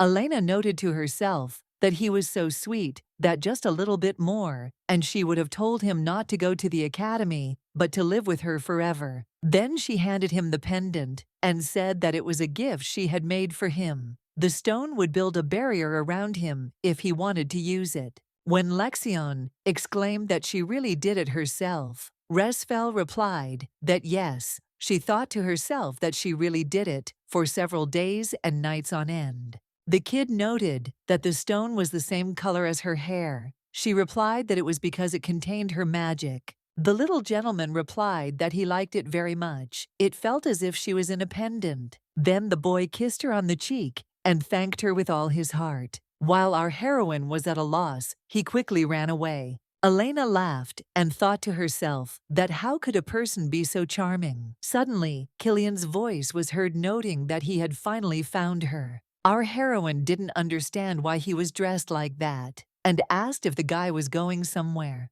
The young man asked if he could talk to the girl. I thought to myself that at first glance I understood that I wanted to get Elena. That stern look directed at him, that cold manner of speech, still couldn't stop his desire. She kept growing and growing. So the young man decided to finally confess his feelings. Everyone was wondering who leaves roses in front of the ladies' room every day. She treasures them and keeps them. After some time, Resfel asked what he wanted to talk about, since he brought her into the garden. The young man collected his thoughts and asked her to enter into a relationship with him. Elena thought to herself that he had really gone crazy. Had she given him any reason? After all, she had clearly explained that she didn't like Killian. A rabbit with a magic sphere for recording conversations appeared just in time. The girl had previously explained to him that it was necessary to monitor every action of the young man. When our heroine answered that she didn't want to, the guy exclaimed in surprise, asking why. Resfel wondered if he was asking because he genuinely didn't know the reason, or because he was being impudent and would get what he deserved from her. So she smiled sweetly and replied that the gentleman was not her type. She liked his younger brother. Killian asked in shock, how was it? His brother weren't their feelings mutual. The girl thought that maybe he had completely lost his mind, that she could even like him. When the guy added that she forgave all his mistakes, kept all the roses that he sent, it dawned on Elena that the flowers were from him. If she had known, she would never have accepted them. She answered out loud that she didn't know that they were from him, since she thought that they were from Jane or Lexian. Plus, she has no intention of having any relationship with someone who is engaged. The guy objected that the engagement could be called off, but the girl replied that she still didn't want to. After these words, the young man became very angry and began to walk away. The little girl noted to herself that he was a real psycho and thought that she needed to check if everything was recorded. After some time, she thanked the rabbit for the excellent video recording, but she didn't know what to do with it next, since it was too little to demonstrate to the Duke. After which, she asked Rennie if he could do her one more favor. The spirit of the earth replied that of course he needed to follow that stupid boy again. Our heroine nodded and thought to herself that maybe she wouldn't be lucky and wouldn't be able to capture the right moment. But there was still time. The next day, a happy Lexian burst into her room and ran towards her with some document. It turned out to be an engagement contract between Lexian Hylos and Elena Resfel. The boy then solemnly handed her a pen and told her to sign her name at the bottom. The girl decided that he wanted to play family, because if you think about it, they often played like that with Jane. After which, she put her signature, and the little gentleman began to bow to her and thank her. When the boy immediately started to leave, our heroine did not understand what it was, because she thought that he would offer to play some more. Time flew by very quickly. In a few days, Lexian had to leave for the academy. The boy said that he was very sorry that now he would only see his sister on vacation. When our heroine replied that it would be very sad without him, Killian appeared and asked if he could join. The young man was always jealous when they spent time like this. He was very interested in what it was like to sit next to two such beautiful creatures. Then he asked why they both liked his younger brother so much.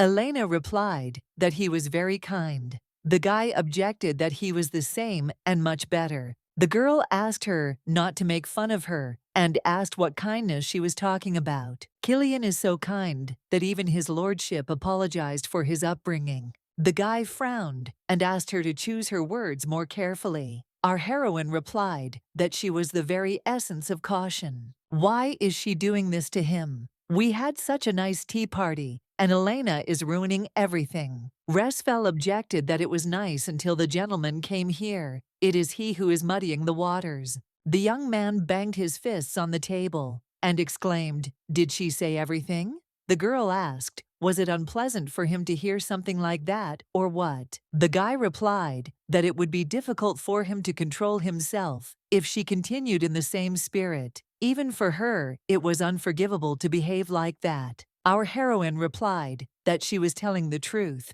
There were two people here who had suffered from him. Doesn't he find the behavior of the offender unacceptable when he comes and laughs as if nothing happened? What he did with these two, Elena saw with her own eyes. The only thing the gentleman knows how to do is to boast of his position. Killian lost his temper, jumped up from the table, and swung his hand at our heroine, screaming, "How dare she do that?" The younger brother arrived in time, covered the girl with himself, and suffered instead of her receiving a blow to the cheek. The young gentleman shouted at him to stop immediately and step aside. But the boy replied that he was not going to go anywhere and that he should not even think of offending his sister. Hylos became even more angry and swung his arm to deliver another blow. Our heroine was tired of this behavior, so she decided to stop it with the help of her magical abilities. The young man screamed loudly and tried to cover his face with his hands, but it did not help. When the girl stopped influencing him with magic, the guy began to ask for help,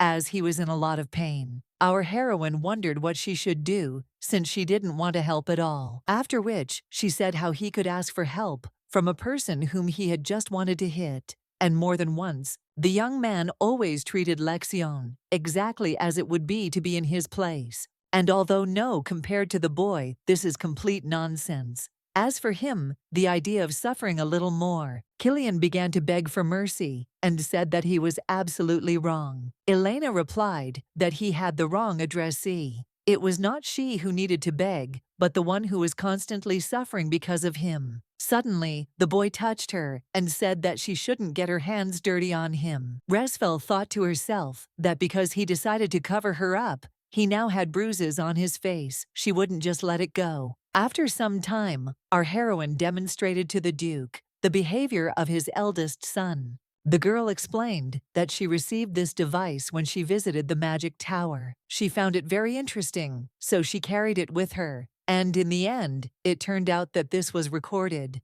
The man replied that it was now clear what Killian was doing. He was very ashamed in front of Elena. She had suffered because her father had failed to raise his son properly. A huge thank you to her for taking care of Lexian and protecting him, and he will solve this problem on his own. Resfel thanked him. After some time, the boy showed his father his bandaged hand and said that it was that girl who hurt it. She wanted to kill him. The man asked menacingly if he had decided to make a fuss over some minor injury. When the young man tried to object that she really wanted to harm him, his father ordered him to shut his mouth. It was he himself who raised his hand against her after he shamelessly proposed extramarital relations, despite the fact that he had a fiancée. And the Duke also told him not to make a fuss, wasn't it? He who was constantly creating problems by beating his younger brother, did he really think he was worthy of being the heir? The eldest son seems to be mocking the Hylos family by doing this. All this time the man tolerated him because he is his son, his blood. But from this moment on, Killian will no longer be the heir of this dynasty. Guards immediately appeared in the room, grabbed the guy, and began to drag him out of the room. He tried to justify himself and shouted that he was wrong. Let the father give him at least one more chance. But the man replied that he would not leave him without means of subsistence. But now let him not even think about appearing in this house. Meanwhile, our heroine watched from the window as the young man was driven out of the estate. The girl thought to herself that from now on, no one would make fun of Jane and Lexian anymore. Once outside the gate, the young man had very mixed feelings, and he hissed that he would not leave this so easily. After Killian was thrown out of the house, there was no longer any reason for Jane, who was his fiancée, to live in the house. Before leaving, the girl asked for forgiveness for leaving Elena alone. She might get very lonely when the little gentleman also leaves for the academy. Resfel thought to herself that during this time she had changed a lot, making decisions on her own and doing what she wanted. Thus, just recently, Oswald had found a business that she wanted to do. When our heroine wished her happiness, her friend replied that she also wanted everything to be good for her because she is the kindest and most amazing. After which, she asked whether they would remain friends.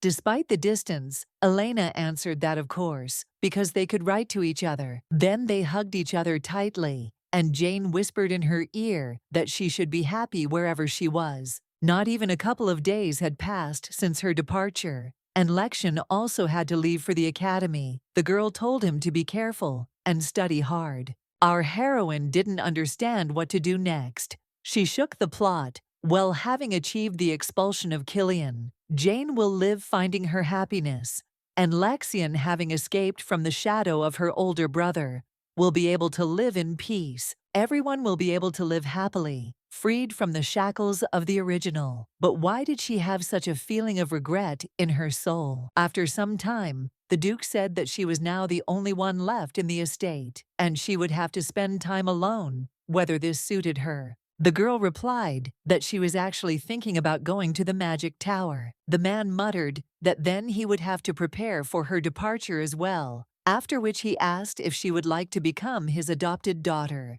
Our heroine was very confused by such a question, so she just looked at him with her mouth open. The Duke continued that it would be simply wonderful if such a gifted child as she became his daughter. He would be glad to accept her as an official member of the Halos family. Elena muttered that unfortunately this would be very difficult. The man replied that in that case, if it is difficult to be a daughter, then what about a daughter-in-law? They are close to Lexian, and in aristocratic families, they often enter into marriages of convenience from an early age. The prospect of calling the Duke her father and the boy her husband somehow did not please her at all. When the girl tried to object that this was also somehow not very good, the man asked why his son was like him, so he would achieve a lot in the future. Also, becoming a daughter-in-law of the Halos family means that all the wealth of their dynasty will fall into her hands. Our heroine replied that she would probably refuse, but she thought to herself that he was just a little boy that she wanted to coddle.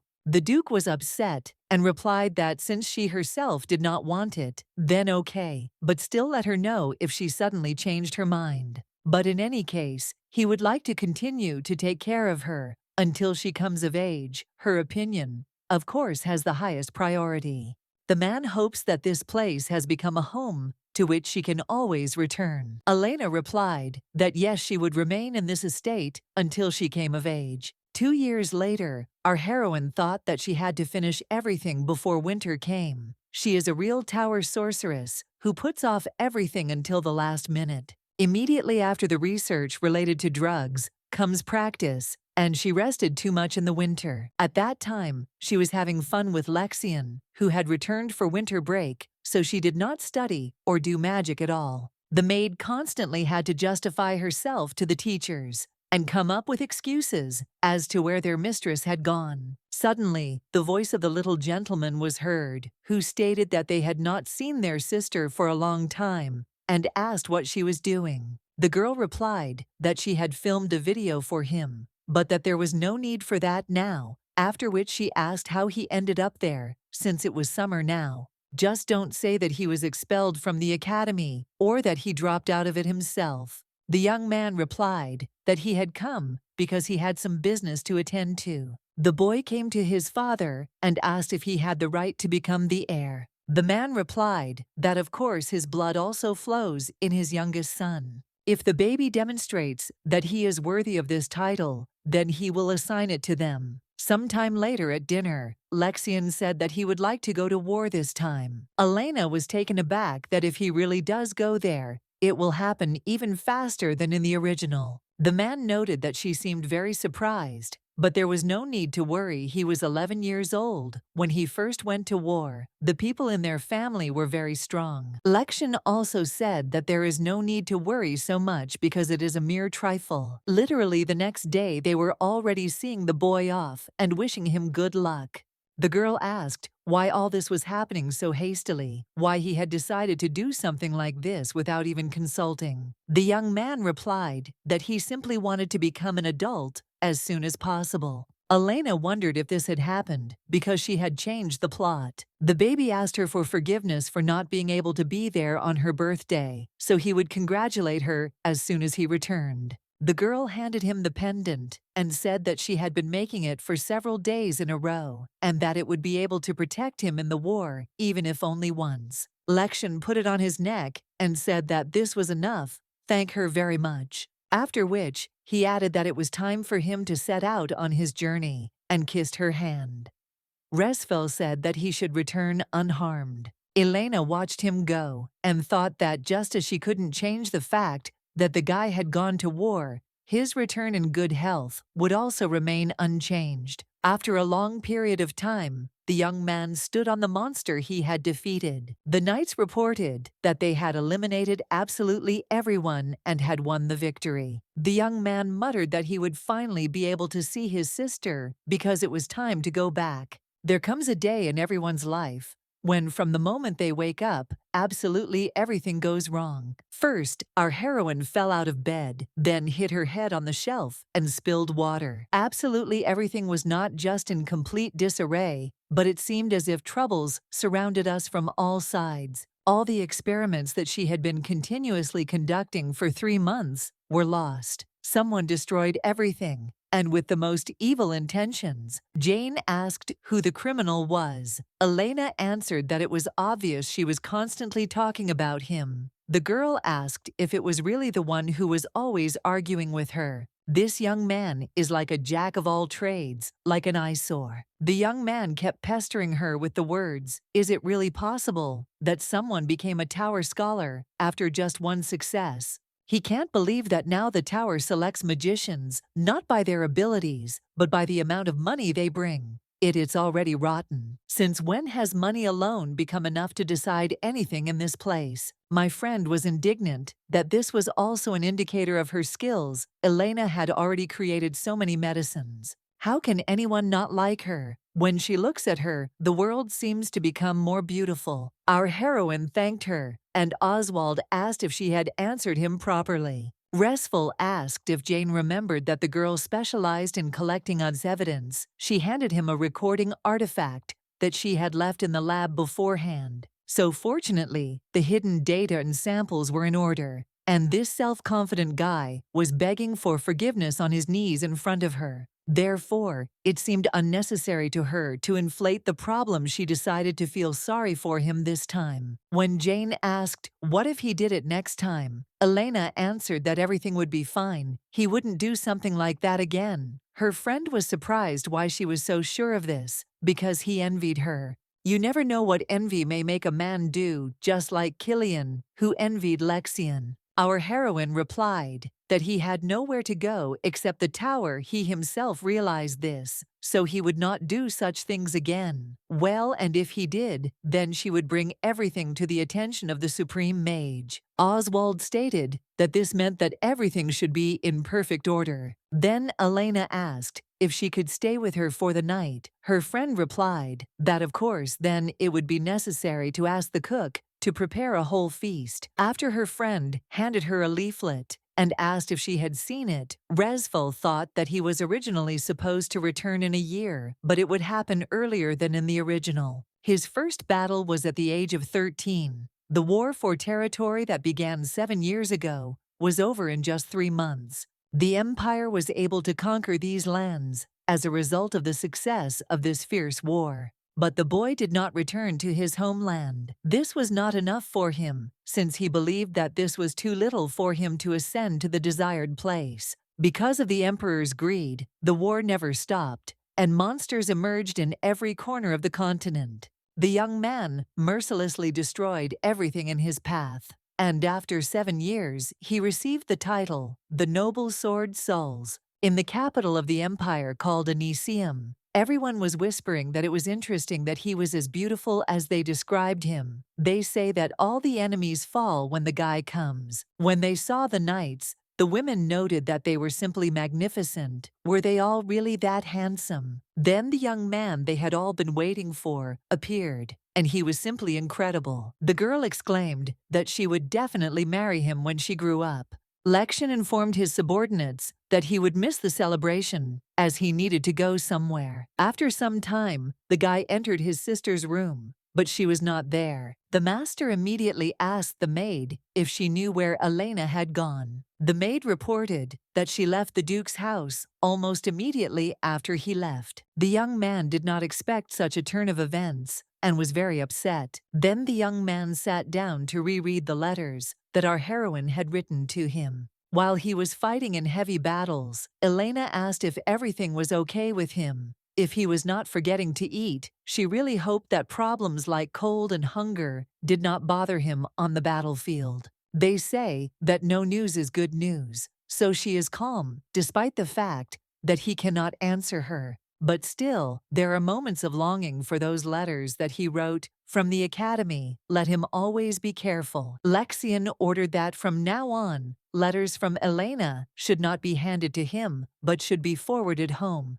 Meanwhile, Resfel was thinking that she didn't think the guy would come back a whole year earlier. It seems she changed the plot too much. Now she became uneasy because she doesn't know the future, whether Lexian even remembers her. It seems that they won't even meet now. The Duke noted that the celebration was organized in his honor, and he was not there. Of course, he is an interesting guy. After which he asked what these 7 years were like for him. The young man said nothing, except that he was bored. The man laughed, because he was bored in the war. This guy is definitely his son. The young man stated that during all this time he had clearly proven his importance. The father replied that he understood him, and that from now on, the place of Hylos's heir was his. Then the guy went out into the corridor and told his subordinate that they were going to the tower immediately. The knight objected that they didn't really like people without magical abilities there. Besides, they would have to walk there for a quarter of a day, since the tower was in the desert. Lexian replied that it made no difference to him. The ward, again, objected that the magicians would definitely make a big noise. They would not even let the emperor in unless he warned them of his visit in advance. But the young man didn't care at all, since 7 years of waiting was enough for him. Meanwhile, on the eastern outskirts of the Soul's Empire, in the garden, in the western part of the Magic Tower, Elena was talking with her teacher. Jeremiah asked what happened. Her research that she talked about last time seemed to be taking a bit longer. Resfel thought to herself that something had indeed happened. Lupes wanted to destroy all her work, but she shouldn't get so easily upset about something like that. Therefore, she replied that she was mistaken, although she was a qualified scholar of the Western Magic Tower. The teacher exclaimed, "In what sense, since she had never made mistakes before?" Our heroine answered that she can make mistakes, like all other people, because she is also a person. The magician muttered that if this was really so, then nothing could be done about it. However, if someone intentionally harmed her, then he should certainly inform him about it. Suddenly, an assistant ran up to them and informed them that an uninvited visitor had arrived. Elena said to drive him away, because even the emperor cannot come whenever he wants. But the guy said that Duke Hylos, who had recently inherited the title, had arrived, and he was looking for her. Meanwhile, the young man and the knight stood near the magical formation that protected the tower. Kerr tried to touch her, but it was as if he had been scalded by fire, after which he stated that it seemed that they would not be able to enter there after all. Suddenly, the ball on the door lit up, and a voice came from there, asking where they had come from. The young man replied that they were from the mansion of the Duke of Hylos, after which the barrier began to dissipate, and the guys noted that they could control it even in parts. When they entered inside, a guy ran up to them and asked why they had come here without warning. The young man bowed and asked forgiveness for not notifying them in advance. The butler looked at Lexian and noted to himself that it was crazy he was seeing such a beautiful person for the first time. The young man immediately asked where his sister Elena was at the moment. The assistant was confused and just looked at him silently because he did not know what to answer. The guy repeated menacingly that Duke Lexian Hylos was asking where Resfel was now. After some time, when the guys finally met, Kerr noted to himself that the commander seemed so gloomy and insensitive, and now he was smiling like that. They fought side by side on the battlefield for 7 years, but he never showed him this side of himself. Sometimes, of course, the knight noticed how sad he felt when looking at the pendant, but he didn't think that Lexian could change so much, and the reason for his impatience, for which he rushed here in such anxiety, was the desire to see her, who is very beautiful. The young man kissed her hand and said that he missed her very much. Our heroine exclaimed that it had been so long since they had seen each other, but she thought to herself that this was really the little one she knew. The young man replied that so much time had passed, and she was still the same. Elena replied that she could not say the same about him, since she barely recognized him. Lexian said that he was worried that she might not remember him. Resfel exclaimed that how could she forget him? Suddenly, the teacher appeared, coughed, and said that it would be better if they went into the guest room and continued their conversation there over a cup of tea, and everyone else would not distract them. Our heroine looked at him and wondered how he could have grown up so handsome. The young man said that it was wonderful that this time they would be able to spend her birthday together. The girl completely forgot about her holiday and did not understand why she felt so awkward. She did not know how to behave in front of him since he had changed so much. After all, 7 years of distance are making themselves felt, and he's probably also uncomfortable. The young man said that all this time he had not forgotten about her for a second, after which he placed the marriage contract in front of her.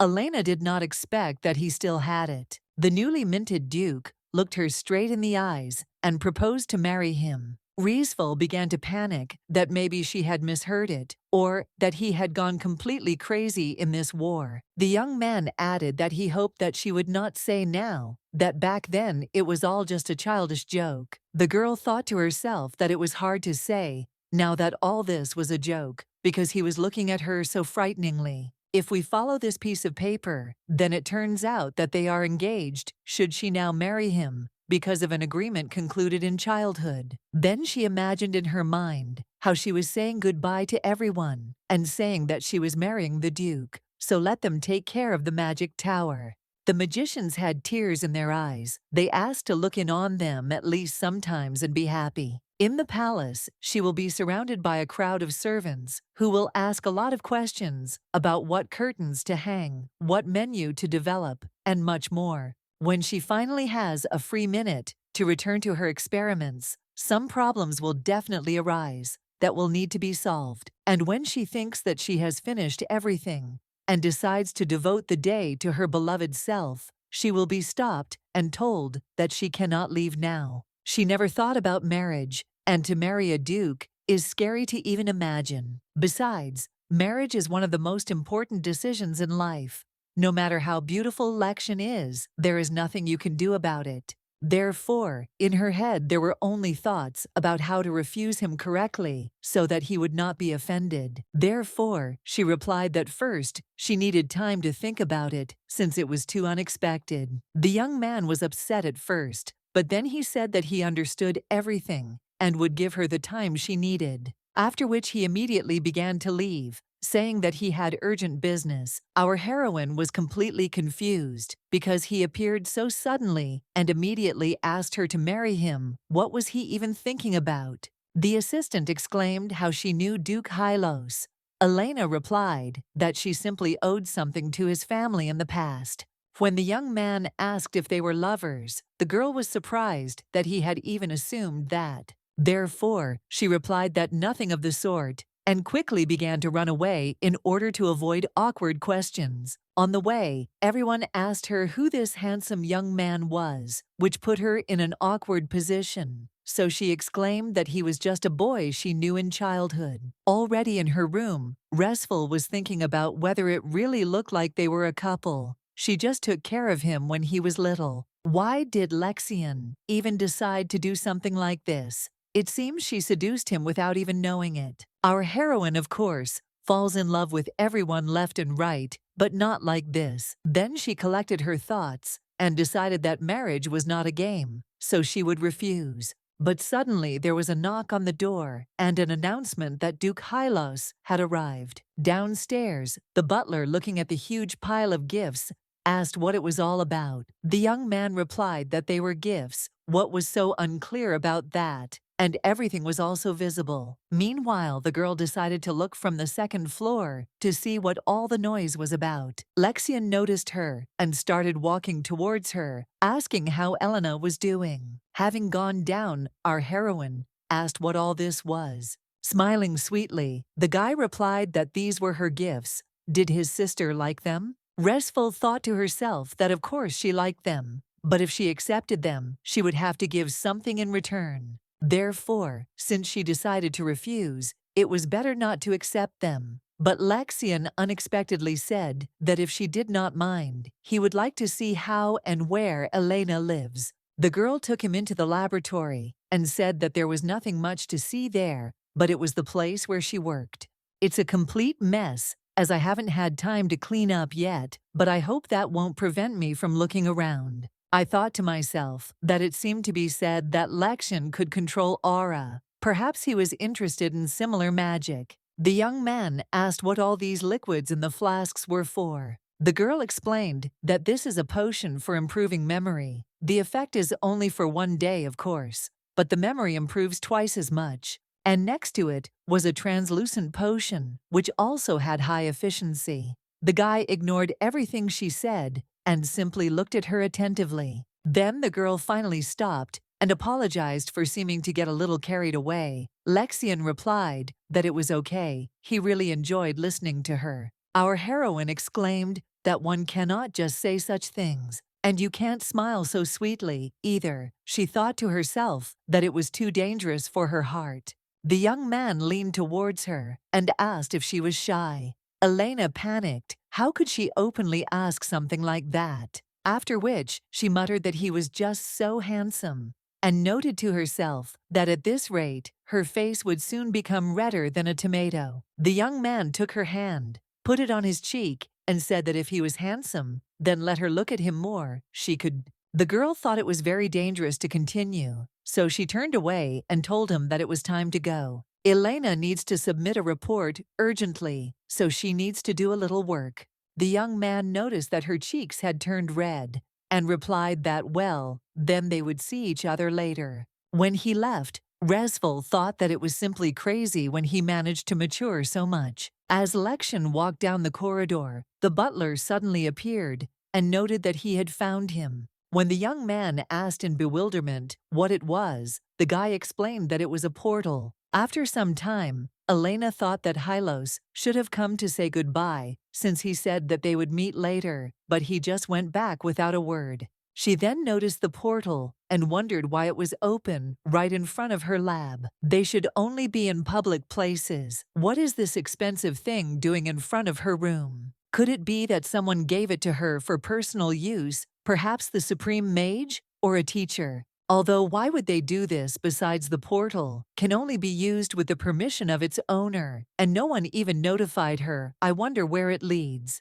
Therefore, I decided to check what place it is connected with. If it works, then good, and if not, then no. When she took a step into it, she found herself in the office of the younger Duke. The young man immediately ran towards her, but Elena did not understand what was going on and asked what kind of portal it was. The guy explained that he bought it so that he could see her more often and more conveniently. Our heroine thought to herself that he clearly understood that she felt weak in front of his handsome face. Lexian added that it would be more convenient for her to come home this way. He knows that the girl has already gotten used to life in the tower, but he decided to install a portal so that she could visit the house whenever she wanted, since she spent her entire childhood in the castle. Resful noted to herself that she was sure that this was not the only reason. However, perhaps he really was guided by good intentions. After all, this estate is a home for her, where she wants to return and take a break from everything. When the pause dragged on, Lexian asked what she didn't like. The girl exclaimed that she liked it. She wanted to stay at home from time to time. I noted to myself that the only thing he lacks is a tail to fully resemble a puppy. After which, she asked if the Supreme Mage herself had really allowed him to buy this portal. The young man replied that yes, it was worth only 20 million gold pieces. Our heroine was amazed by such a price, because for this money, one could buy several houses in the capital. The young man took Elena by the hand and said that he would like to finally hear her answer. It seemed that he had given her enough time. Last time he came to her in a hurry, so he forgot about the ring. Let the girl marry him. Resfel thought to herself that this was a question that would change her whole life, and he gave her only 2 days to think about it, after which she replied that they could not get married. Looking at Lexian's sad expression, the girl didn't understand why he was looking at her like that. Had she committed some kind of crime, or what? Then she continued that she still has a lot of ambitions. There is a lot left unexplored and unexplored. She wants to see the world, so she does not plan to get married yet. The young man replied that he understood everything, but he was not going to give up. A few days later, our heroine thought about what he had said. Of course that he would not give up, but just think, the guy comes with an offer every day. Lexian told her that he would provide her with everything she wanted. and that she could do whatever she wanted, even after the wedding. He swears on his name and the honor of the family. The young man will provide her with everything necessary for her education, and will also do everything so that she will see every corner of the world. But still, no matter what he says, being the wife of a duke is not an easy matter. And what's most important is that they're not even in any kind of relationship. The teacher stated that this time the experiments went very quickly. Excellent samples will appear soon, and this is very good news. After which, she suggested having a cup of tea since they had some free time. The girl said that it was surprising that the supreme mage allowed Lexian to buy the portal with such ease. Jeremiah replied that it was not just anyone but Duke Hylos himself, and that this family provided great support in the development of their tower. Our heroine thought to herself that it was simply due to the power of money, after which she said that she had heard that before this, no one was allowed to purchase portals, but the guy objected that this was 50 years ago. This was not a citizen of the Soul's Empire, but a man from the kingdom on the Black Continent. Now the empire is located on the territory that is also called the White Continent, and the Black one is located to the south of it. Several centuries ago, this place became known as the home of the first magical creatures. It was said that at one time, there were so many powerful monsters that people could not live there, and about a century ago the situation changed. However, due to the fact that the Black Continent is far from them, there is very little information about it. Elena could not believe that the Supreme Mage made a deal with it. Then the guy added that, by the way, it seems that the Duke has cleared out visiting the magic tower lately. Our heroine answered that yes, after installing the portal, this is exactly what happens. Jeremiah noted that the time spent together in childhood had created an attachment to her. Elena thought to herself that it would be good if only attachment, after which he hugged her and wished her luck in her research. Resful thanked him. Suddenly, Lexian's voice was heard behind her calling out to her, and the girl wondered how long he had been standing there. The young man came up close to her and asked if her tastes had really changed during his absence. At first, our heroine did not understand what he was talking about and what he meant, but then she remembered how she told Killian that the gentleman was not her type.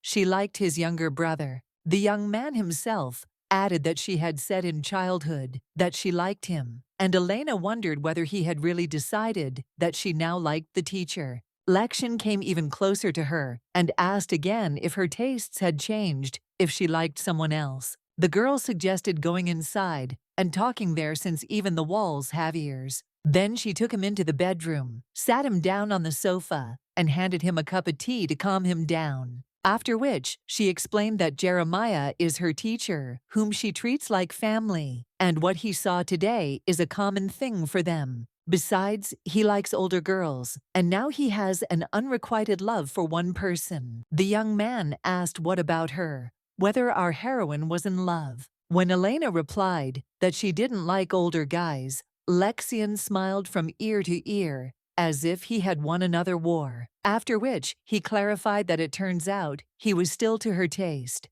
Raiseful thought to herself that it was against the rules to ask this with such a smile, since in fact, the grown-up young man really does appeal to her. How can she not like that she is easily charmed by beauty? Lexian sat down next to her, put her hand on his cheek, and said that if this was so, then let her treat him better. The girl thought to herself that having already repeatedly and cold-bloodedly refused him, what makes him come so close to her? How should she treat him now? The younger Duke kissed her hand, looked into her eyes, and told her to pay attention only to him. Elena noted to herself that this had all become too dangerous, so she pulled away from him and exclaimed that it had somehow become too hot. After which, she stated that she could not say this all these days because she was busy. It was probably not easy for him. In the war, she is very glad that he returned safe and sound. The young man replied that the reason he was okay was his sister. Then he held out the pendant. Raceful noted that this was the same magic stone that she had given him 7 years ago.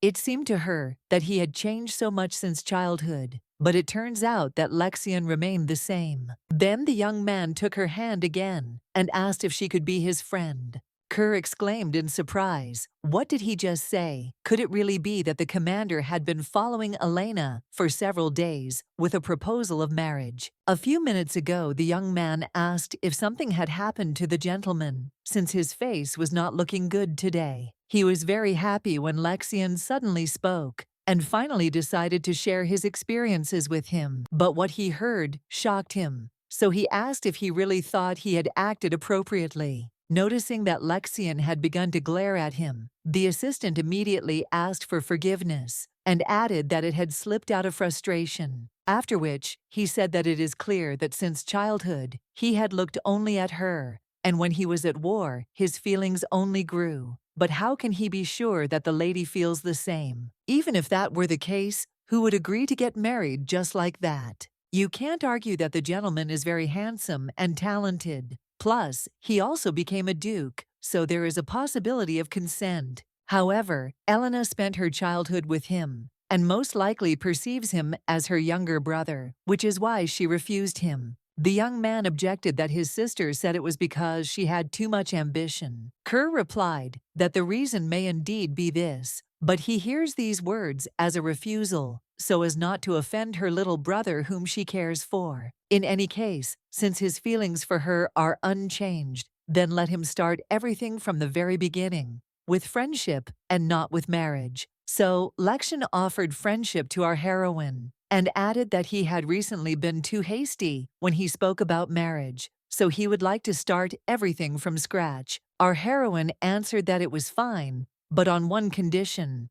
They would only date for 3 months, and after that time, they would talk again about whether they should continue or not. She thought to herself that she did not want to be an obstacle on the young man's path in his future endeavors, and she herself wanted to try many things, and the guy replied that he agreed. If Elena wants this, then they will do it. The term, of course, is very short, but if it is better for her, then okay. The girl thought to herself that all this time he called her sister, and now he addresses her by name. She can directly feel how her immunity is weakening. You can go crazy. What if she herself wants to continue after these 3 months? After which, she exclaimed that she thought it was worth waiting a little before he called her by name. The young man asked what was wrong with that, since she addressed him by name, and didn't she really like it when he called her that? Our heroine muttered that this was not the case, but she thought to herself that it was just the opposite. Lexian said that he would then continue to call her by name. He had heard that lovers call each other exactly that way, or come up with nicknames. Perhaps she likes them better. Elena panicked. What other nickname does he really want her dead? So she exclaimed that this was too much. Then the young man said that tomorrow was her birthday. He would like to arrange a grand feast, but most likely she would not like that, right? When the girl nodded, the guy stated that he thought the same, so he decided to prepare something else, whether she would be able to devote time to it tomorrow. Resfel replied that she had one meeting in the morning, so it would be after lunch. The guy asked what other meeting. Our heroine explained that she would need to meet with the supreme mage. The expression on the young man's face immediately changed to a friendly one, after which the young man kissed her hand and said that then they would see each other tomorrow. He would be waiting impatiently. When Lexian left, Elena wondered how she was going to survive these 3 months. It seemed like her heart would just break and she would die. The next day, our heroine dressed up in a chic dress and thought that since she decided to meet the Duke, then this should be enough. In the corridor, she ran into a teacher who immediately congratulated her on the holiday, after which he handed her the magic book and said that it was his gift. The girl thanked him and noted to herself that she had just wanted to find out more about minerals and how he had guessed so well. Jeremiah replied that he was very glad that he had pleased her and now let her go since the supreme mage was waiting for her. Elena doesn't know why, but every birthday Karen calls her to check on her condition. The woman greeted him warmly, congratulated him on his birthday, and asked him to give her hand. As soon as she touched it, a magical glow appeared, and Resfel felt its strong energy. Having completed the check, the supreme mage stated that everything was in perfect order. Now the birthday girl can go and celebrate her birthday. Well, when the girl left, Karen's face changed, and she thought to herself that she needed to start getting ready little by little. Our heroine went out the door and thought about the need to prepare for the meeting with the Duke. But the young man appeared on his own with a bouquet of flowers and a small box. The young man tried to shout to Elena, but she was looking only at his shirt, which was about to come unbuttoned. Then the guy congratulated her on her birthday, handed her a bouquet, and told her to open the box. Looking at the necklace, Resful wondered if these were mermaid tears. They are the first item on every lady's wish list in the Empire, but they are so expensive that they make everyone around them cry. Our heroine exclaimed that they were very expensive, but Lexian said that he thought they were beautiful because they matched the color of her eyes. Didn't she like them? The girl replied that it was not about that, but she thought to herself that for Hylos, this amount probably did not matter at all. After which the young man took this decoration and put it on Elena's neck, who thought to herself that although their relationship was limited in time, she thought that they could still give each other such gifts. The young man looked at her and said that it suited her very well, and the girl thanked him in return. Our heroine suddenly thought about the fact that when she sees roses for some reason, without any reason, she remembers Killian. Lexian noticed that something was wrong and asked what happened if everything was okay. Resful thought to herself that this must be a sore subject for him. Could she even talk about it? But the guy himself asked if thoughts about his older brother had really entered her head. Elena immediately exclaimed that he had misunderstood everything, so he would immediately say that she had never liked the elder Hylos.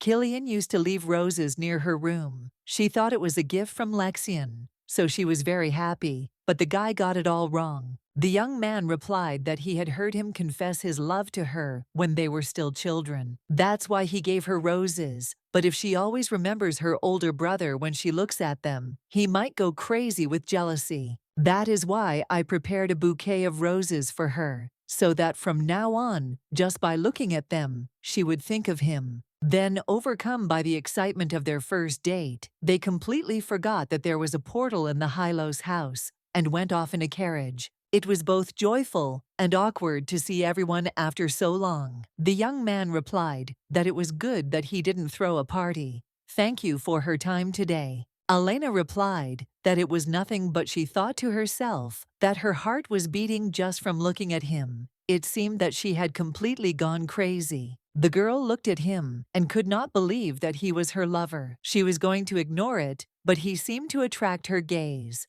Her heart was jumping, and it seemed as if she was going crazy. But she can't fall in love with him even more. Our heroine understands that he really likes her, but more than anything in the world, she loves her job. Then they arrived at their destination, and the young man gave her his hand so that she could get out of the carriage. Elena immediately thought to herself that this was another test for her. Therefore, I reminded myself once again that I shouldn't fall in love with him. Let him remember his precious experiments. At the restaurant, Lexian said that he had ordered a full table for them to start with, and if she wanted more, she could just say so. Resful thought to herself that this place was usually packed with guests, and they even wanted to lure the chef to the imperial palace, but he refused. Our heroine could not even imagine that she would bathe in luxury. Now her taste is clear. When the guy asked if she had enjoyed it, Elena replied that she had never eaten anything tastier in her life. Although it would be better to say that she now understands why the emperor wanted to invite the local cook, but the food in the Hylos house and in the tower is also delicious. But still, next time the young man shouldn't book the entire restaurant. The young man asked if she wouldn't be uncomfortable because of the noise around her. The girl replied that she really didn't like crowds, but a little commotion wouldn't hurt, and she didn't think people would make much noise. Then Lexian said that there was a lake called Anticium nearby. Had the girl heard about it? Resful replied that yes, she had been told that it was a very famous place, so she and Jane went there on an excursion. The young man replied that it was a pity that he was not the first person she would go there with, but perhaps it was worth going to the lake and taking a walk at the same time. On the way, the guy said that today is her birthday. Wouldn't she like something special? Our heroine replied that she hadn't thought about it at all. After moving to the magic tower, she was always so busy that she didn't remember her holiday at all. Helos noted that she really loves to work. The girl replied that yes, creating something new and using magic is excellent. Then she saw a couple in front of her, and the young man looked like Savel. This is the same scoundrel who insulted Lexian several years ago, when the Duke held a celebration in honor of the victory in the war. How nice it would be to run up to him right now and punch him in the insolent mug, but she doesn't want him and Hylos to meet. Therefore, she suggested to the young man to go in the other direction. But the acquaintance she least wanted to meet noticed them himself and came up to them with the words that they had not seen the Duke for a long time. Lexian replied that indeed, he also sees that each time he is with different girls. The young man had only recently returned to the Empire, but he had already managed to change his girlfriend 3 times in such a short time. His companion immediately asked for forgiveness and said that she urgently needed to leave. Savel immediately ran after her and said that they would see each other a little later. Our heroine found this situation very amusing, and she laughed sincerely, after which she asked for forgiveness since she did it too loudly. But the guy replied that it was okay. He was glad to hear her laugh. It seems that the young man was at least a little useful this time, since he always felt indebted to her. The girl always appeared when he found himself in a difficult situation and stood up for him, holding out her hand to him. She was as small as he was, but braver, more mature, and possessing an endless warmth of soul. Elena replied that he was embarrassing her. She just wanted to help him, but she thought to herself that she couldn't turn away from the frightened baby. Lexian added that he also wanted to protect her, just as she always protected him, so he wanted to help her. Then suddenly, they started launching fireworks, and the guy said that it was in her honor. In moments of danger, he wants to be in front of Resful and not behind. And the young man also wants to stay next to her always. A few days later, a regular meeting of the Magic Tower was scheduled. It is held quarterly, where the High Mage calls the leadership to discuss important issues. The first time she participated, she was trembling with excitement. After some time, Karen materialized in the room and ordered a report on the situation. The head of the Eastern Tower, Jacob, reported that a few days ago strange movement was noticed on the Black Continent. According to the researcher, someone began to control the monsters. Elena thought to herself that magical creatures act on instinct. They are stronger than people, but they have no intelligence and system, so they can be dealt with. But if someone is able to gather them together and use them as an army, then there will be trouble. The woman asked if he was sure that his researcher had been able to see clearly that someone was controlling the monsters. Jacob replied that he said that he looked from heaven and saw a man standing in the midst of them, and they did not attack him, but it seemed as if the monsters were moving following his gestures. There has never been a time when magical monsters have not attacked people, so it might seem as if he was controlling them. The Supreme Mage concluded that they had no precise evidence, so it was necessary to thoroughly explore the Black Continent. After the meeting, our heroine told the teacher that if there really was someone there who could control monsters, then it was necessary to prepare for war. In this world, there is nothing strange about a war against monsters, because during the military campaign, Lexian not only fought for territory, but also encountered monsters. Well, if someone on the Black Continent has learned to control these creatures, and also species with intelligence have appeared, if they suddenly decide to attack the White Continent, then there will be trouble. But she hopes that nothing will happen. Reflections were interrupted by the voices of spirits that came to her after she left the house of Hylos. Elena met with different ones. As Rennie said, all the spirits came here, Rainy and Toto. Also, the spirit of fire, Coco. Also, the spirit of wind, Bibi. These 4 whom she met before the others love her most. And now they can even communicate without words. Then she remembered that the boys were flying all over the world and asked if they by any chance knew anything about the Black Continent. The rabbit replied that no, the demonic energy there is too strong, so spirits do not appear there. Toto also added that long ago spirits were born on the Black Continent, but due to demonic energy, most of them became monsters. But compared to those that exist now, their number is insignificant. Our heroine asked if there are still spirits that have turned into monsters. The guys answered that it is impossible to say for sure. But there is definitely some. There is such strong demonic energy that it absorbs the spirit, even after one touch. But everything is different if you go there with the hostess. Besides, the spirits that have already been influenced by this energy can also return to their previous form. They are, of course, not completely sure, but it can be assumed that such a possibility exists. Elena thought to herself that she wants to save those who were affected by demonic energy.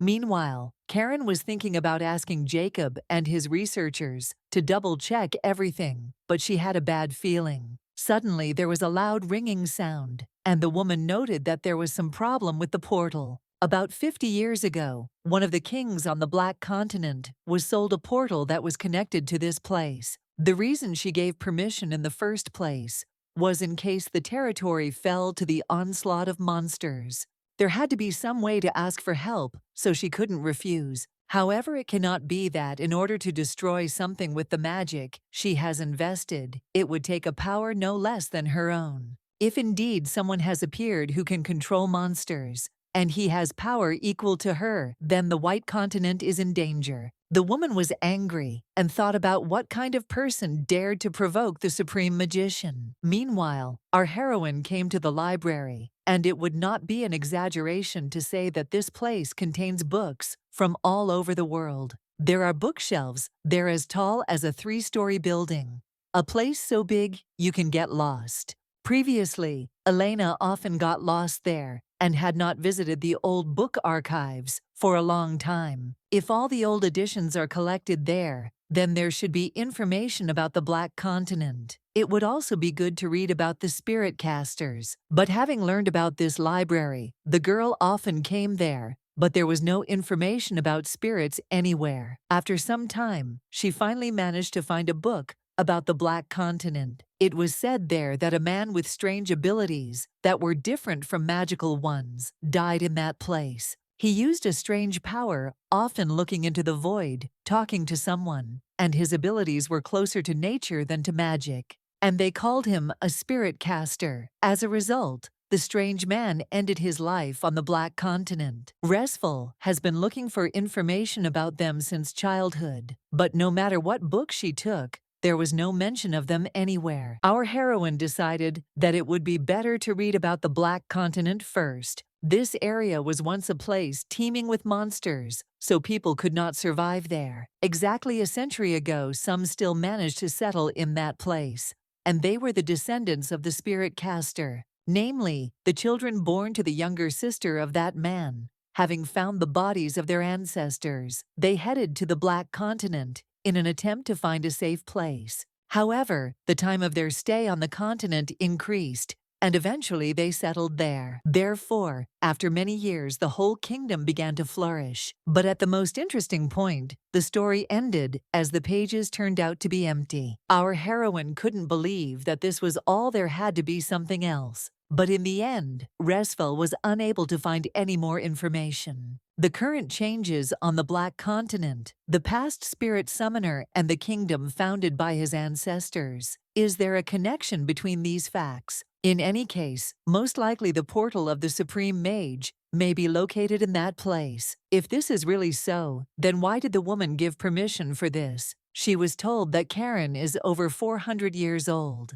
Perhaps there is some connection with the spirit caster, but it is better not to make hasty conclusions. Jacob and the explorers of the Eastern Tower headed to the Black Continent. Everything can be sorted out when they return. But the journey from the White Continent to that territory takes several weeks. She really hopes that nothing bad will happen. Meanwhile, in the Duchy of Halos, a young man was cutting his own hair. Elena was constantly on his mind, so he thought about how much he wanted to make her happy. After a while, Kerr exclaimed that the commander had just said something. He thought he had misheard. Something had Lexian done something again, while the guy had been busy these past few days. The Duke calmly repeated that he had decided to enter into a relationship with Raisfell for 3 months. The assistant had mixed feelings, so he shouted that his lordship should have opposed this. And the guy is wondering why the commander suddenly decided to take care of his haircut. So that's the reason this isn't even an official relationship.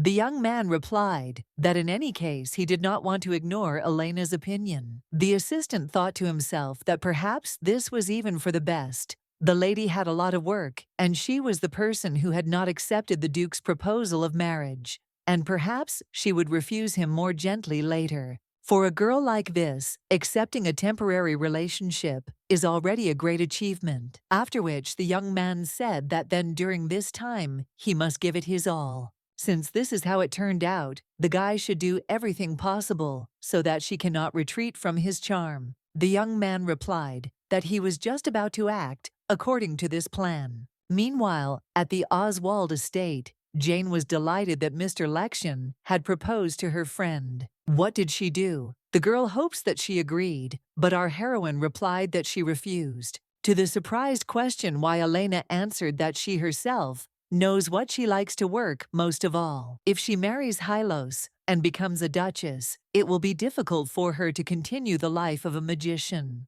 Although the young man said that he would take care of this, it wasn't that Resfel didn't trust him, but she couldn't bear the burden of that title. Jane replied that her friend loves her job more than anyone else. However, she had wanted to hear her love story for a long time, so it was all a little upsetting. But our heroine added that everything was over. She and Lexian had decided to become temporary lovers. When Oswald exclaimed that this was really true, Elena asked her to calm down, because this was only a temporary relationship. The girl objected that nevertheless, it was very interesting to hear that she was in one. She knew that she was not mistaken, because the gentleman had loved Resfel since childhood. Her eyes did not deceive her. Her intuition does not fail her. The guy has followed her since childhood. When she called him Mr. Lexian, he did not like it. But he didn't care that Jane always called him Master. That is, from that very time the young man loved Elena.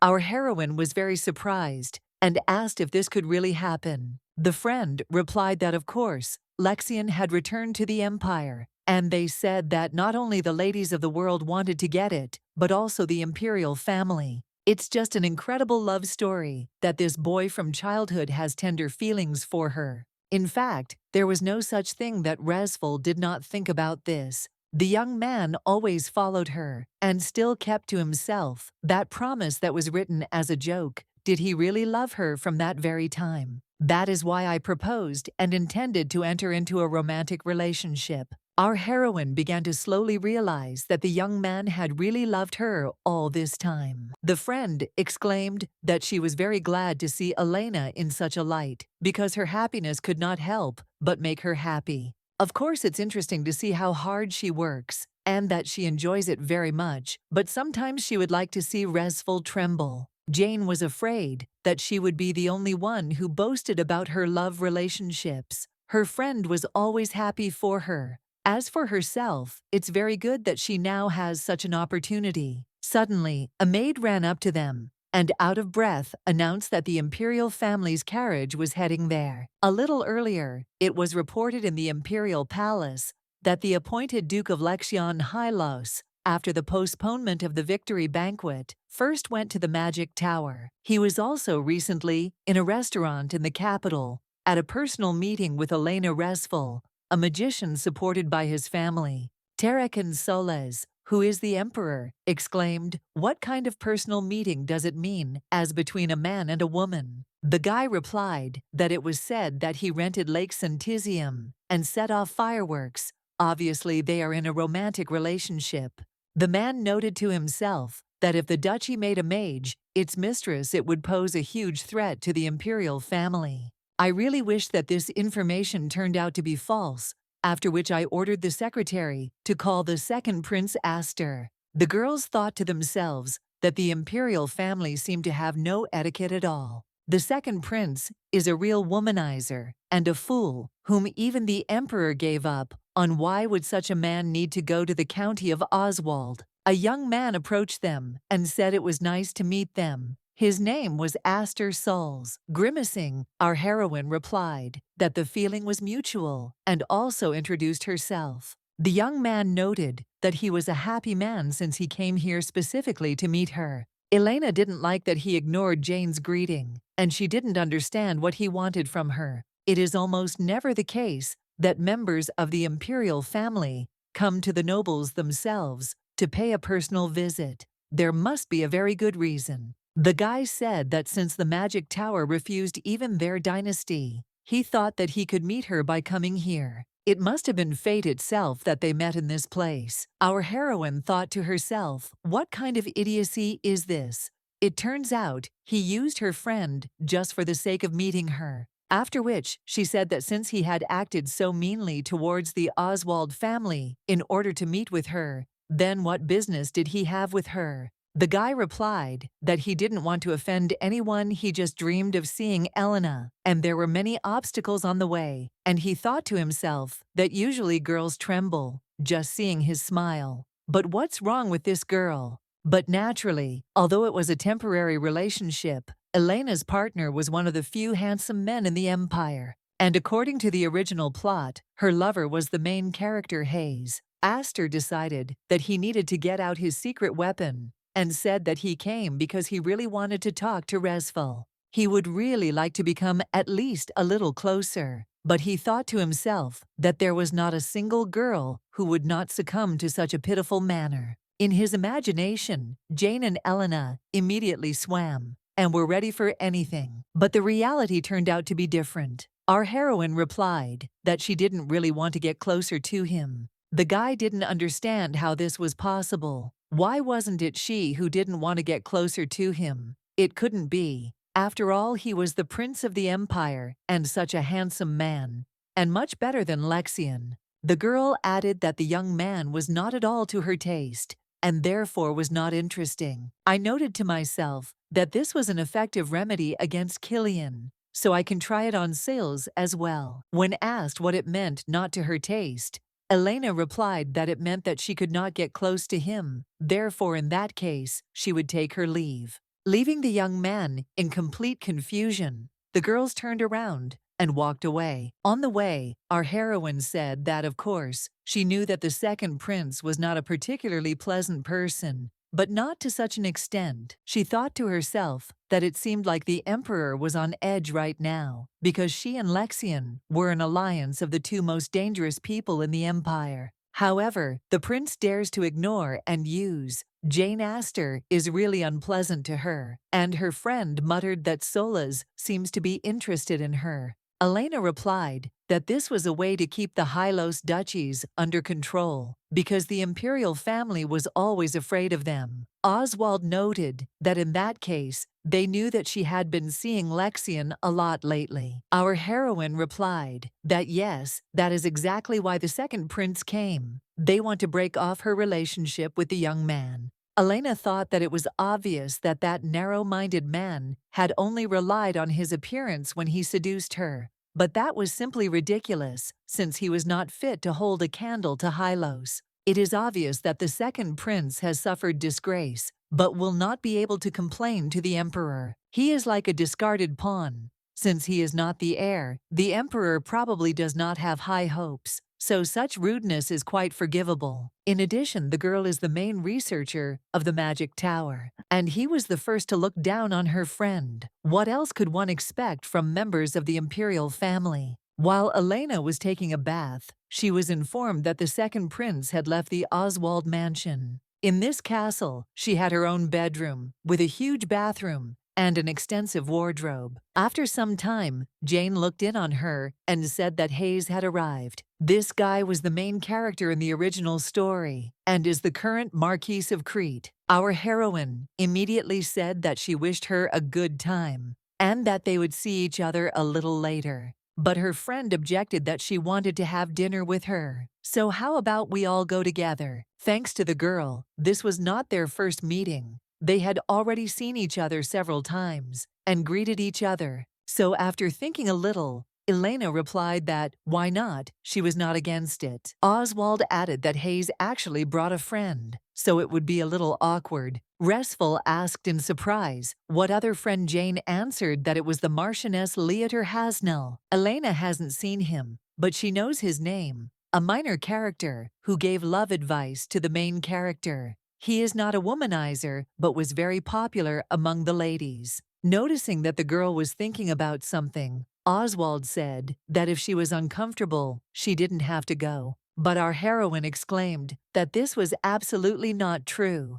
She was just a little confused. I thought to myself that how could I miss the opportunity to see the couple from the original story making out? When the guys met and started hugging, Elena noted that it was expected from the main character. Even the look was excellent. Jane should be happy. A young man approached our heroine and introduced himself as Leater Hasnell. Elena thought to herself that she was very surprised when the guy winked at her. The young man did not take his eyes off her and thought that it was good that he followed his friend. A few hours earlier, he learned that the young man was going to Oswald County. Therefore, he stated that in order to meet with Lady Jane, it seems he spoke about the fact that she has a friend who is a magician. Hayes replied that if he meant Mrs. Elena, then yes, she is a very capable magician. Leater tried his best to persuade his friend to take him with him, and in the end, they met. This girl, in fact, is Resfel.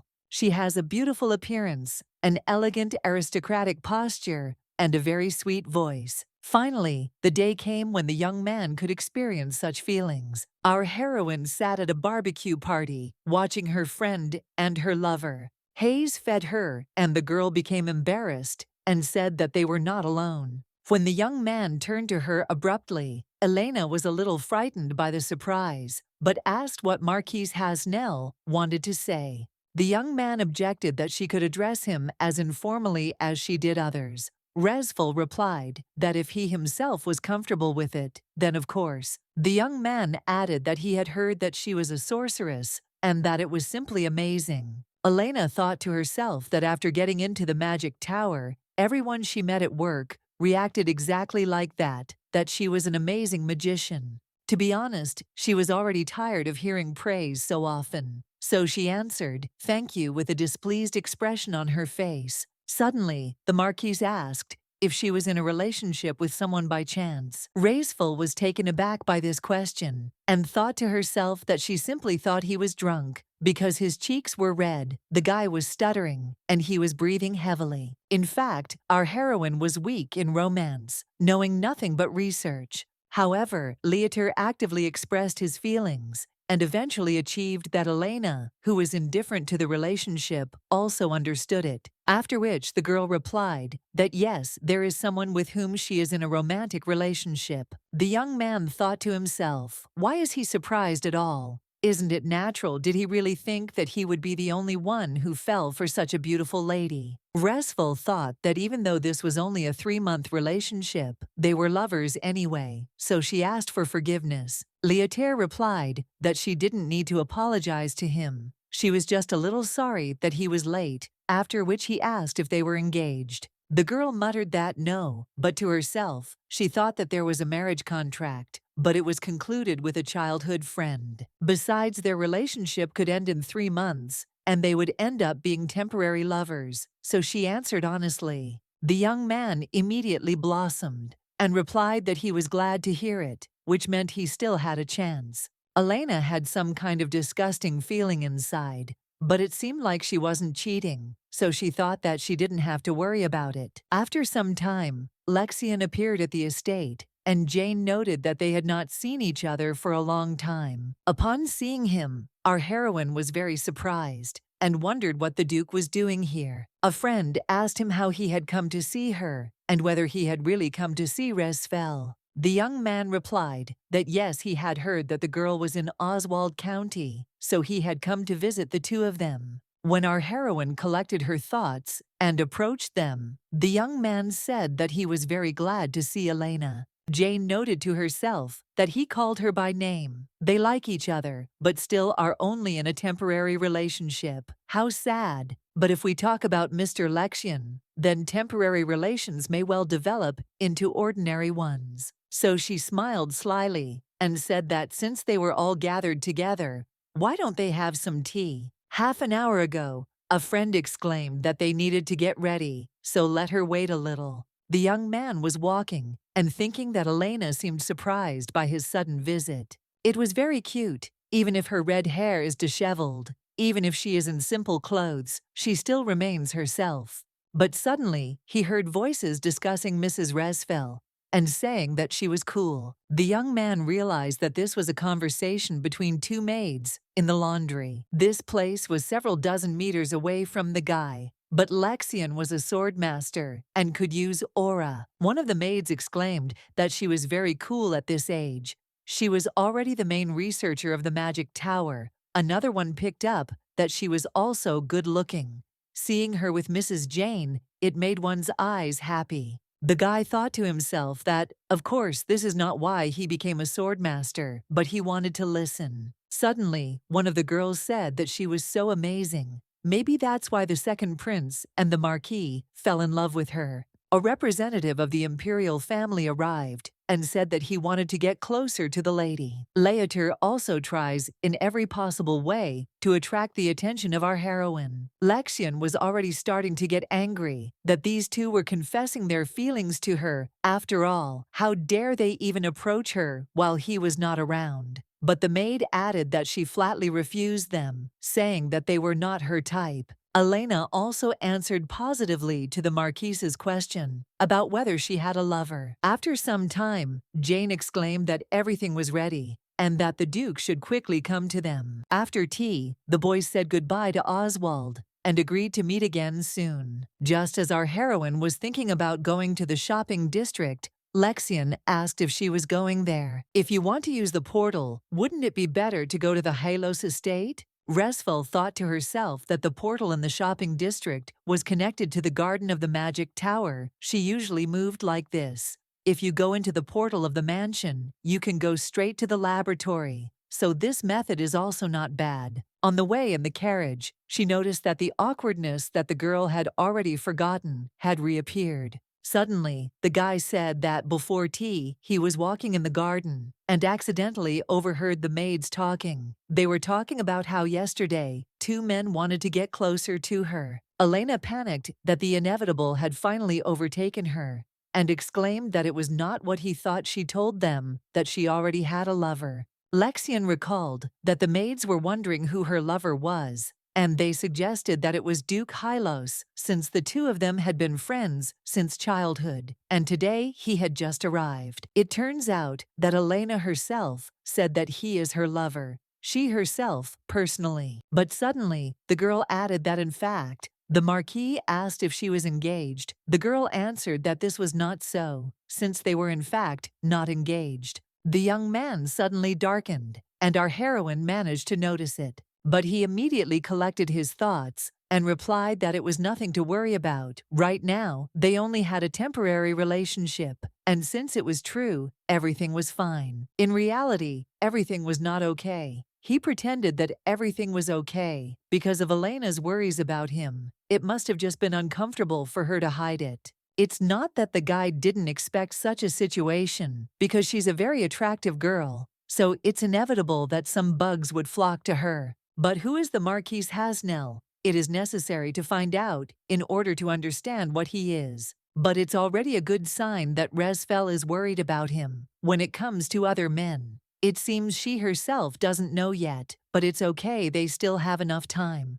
Near the estate, they were immediately met by the cook, who exclaimed that the lady should definitely have dinner before leaving, because he would prepare the best dish. Our heroine thought to herself that this was burdensome, since in general she wanted to go straight to the office and go through the portal. But the young man leaned over to her and told her to have dinner first and then go on about her business, because this was her home. Resfell could even rest a little. The girl noted to herself that in principle, yes, there was nothing urgent in the magic tower yet, so she answered that she didn't mind. After a while, Elena entered her room, where she stayed before leaving the mansion for several years. Day and night, she devoted herself to research in this place. Everything was so clean, and all the research objects were in the same condition. The guy replied that he had instructed the maids to look after the place. There had been some minor repairs, but it didn't make much of a difference. For our heroine, this was simply amazing.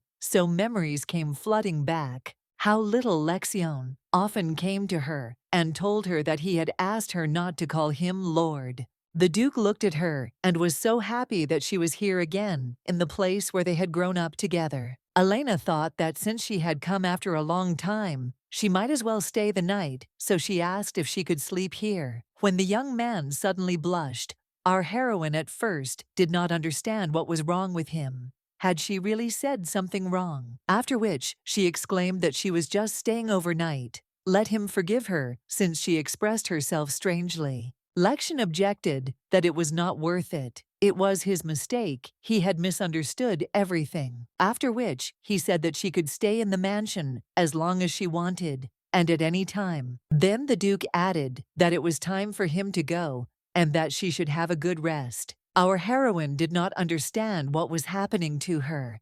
It seemed that her heart would just jump out. How did she even get the courage to say that she would stay here for the night? Perhaps go to the tower right now. The young man will not hold her back, but remembering his puppy-like appearance, it is better to leave everything as is. The maid noted that the mistress's skin had become even better. It had been good in childhood, but now it had become downright softer. The girl noted to herself that Rosie remained the same, which is why she felt so calm. She was the assistant who had been looking after her since she was a child. Lexian must have sent her specifically knowing how uncomfortable she was with being served. After some time, Elena was completely ready, and the maids exclaimed that she was very beautiful. When she said that she didn't need makeup because she had no plans after dinner anyway, the maids were very disappointed. However, Restful doesn't even apply makeup properly in the Magic Tower. Most assistants of noble families are used to applying makeup generously, but she doesn't like it. After some time at the table, our heroine thought about what luxury could it really be, because this meal was with the head of the house. The young man approached her with one of the dishes and told her to eat more because it was all prepared for her. Elena realized that she was eating soup and didn't even notice what Lexian was doing. And he brought food from the other end of the table. What is surprising is how unusual it is to see a young man in the place of the head of the house. As a child, he always tried to sit next to her. Then the guy was, of course, much smaller than now, even a little bit missing those times. When the girl put on her pajamas before going to bed, she asked what kind of outfit it was, whether it was too vulgar. The maids smiled and looked at her in a strange way, and she found this very suspicious. Perhaps because it was her first time wearing such clothes, she felt a little awkward. Lexian suddenly appeared in the bedroom and announced that a letter had arrived from his father. Restful screamed loudly in surprise and tried to cover herself with her hands. The young man immediately asked for forgiveness for entering without permission. He would leave the letter and leave. When the guy quickly ran away, Elena thought to herself that he didn't see her naked. She reacted too harshly. Besides, even if it was temporary, they were still lovers. He was just feeling awkward for nothing. The young man now could not get the image of her in this outfit out of his head, and he thought about how he had almost embraced her. If he hadn't had the letter in his hands, he would have immediately hugged her, perhaps even kissed her. But he immediately decided to throw all these thoughts aside, since he could not allow himself to do this without her permission. Come to think of it, the Duke said he was traveling all over the continent. Would she ever be able to, too? The man wrote that he was currently in the southern part of the continent. There were stunning landscapes and very tasty food. When she had time, she should also go on a trip. How is she doing in general? Did she meet Lexian? As soon as the title inheritance was completed, he immediately ran to the Magic Tower. I wonder if everything is okay with the two of them. In fact, something has been bothering him lately. Now his friends are worried about his hair loss. This hasn't happened to him yet, but he's afraid that it will start falling out. At first, Elena reassured herself that he was just that old. After all, he was 50 years old. But in any case, how could the protagonist's father suffer from baldness? and most likely it was genetic. This is just awful. Maybe we should come up with a cure for baldness. Still, the Duke helped her a lot and treated her like his own daughter, not leaving her on the street. After some time, our heroine has already begun to look for recipes and necessary ingredients. At the same time, I was thinking that baldness was common in the imperial family. Perhaps that's why the prince didn't become the main character. It is necessary to find out if there is a herb that will help to cope with this disease. Suddenly, Bibi flew to her, who said that everyone was exploring the Black Continent for the sake of the mistress, and she flew in to report this. Elena didn't ask for a special study, but they decided to do it anyway for her sake. Therefore, she thanked him and told him to always be careful if it was dangerous. Then under no circumstances should she do it. Suddenly, our heroine saw that there were slightly burnt feathers on her chest, so she exclaimed, "What is this?" The bird explained that Coco had accidentally spewed fire while she was sleeping, and it had gotten on her feathers. Resful asked if she was okay if she was in pain. The wind spirit answered that everything was fine, but the girl objected that her feathers were burned. Bibi replied that it was okay, they would grow back faster if you used dragon grass. Since the whole plant is black and its leaves look like dragon claws, that is why it was given the name dragon grass. Elena didn't know that it had an effect on growth, since it was poisonous to humans and couldn't be used as food. But Raisful didn't think there was so much of it in the garden on the West Tower.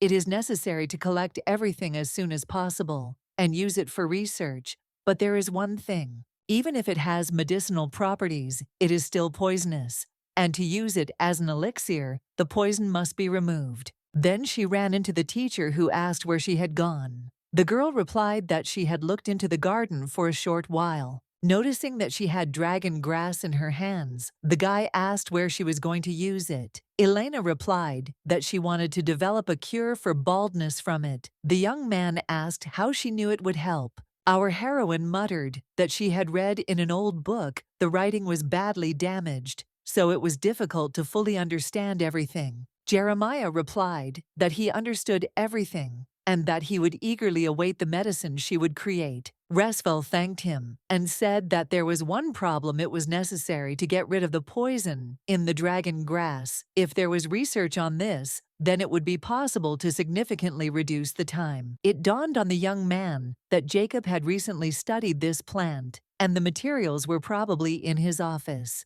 While the guy was looking for what she needed, our heroine asked why the research materials of the head of the Eastern Tower were in his office. The young man replied that she should know that Jacob was a practicing magician. In fact, he used to be very keen on research, but the reason he gave it up was because of the dragon grass. Our heroine thought to herself, what kind of plant is this that even a powerful wizard couldn't control? Then the teacher handed her the research and said that these were materials from about 20 years ago. There should not be any badly damaged areas, and to let him know if there was any progress. The girl flipped through everything that was written there and noticed that on the last page, it was said that dragon grass is garbage.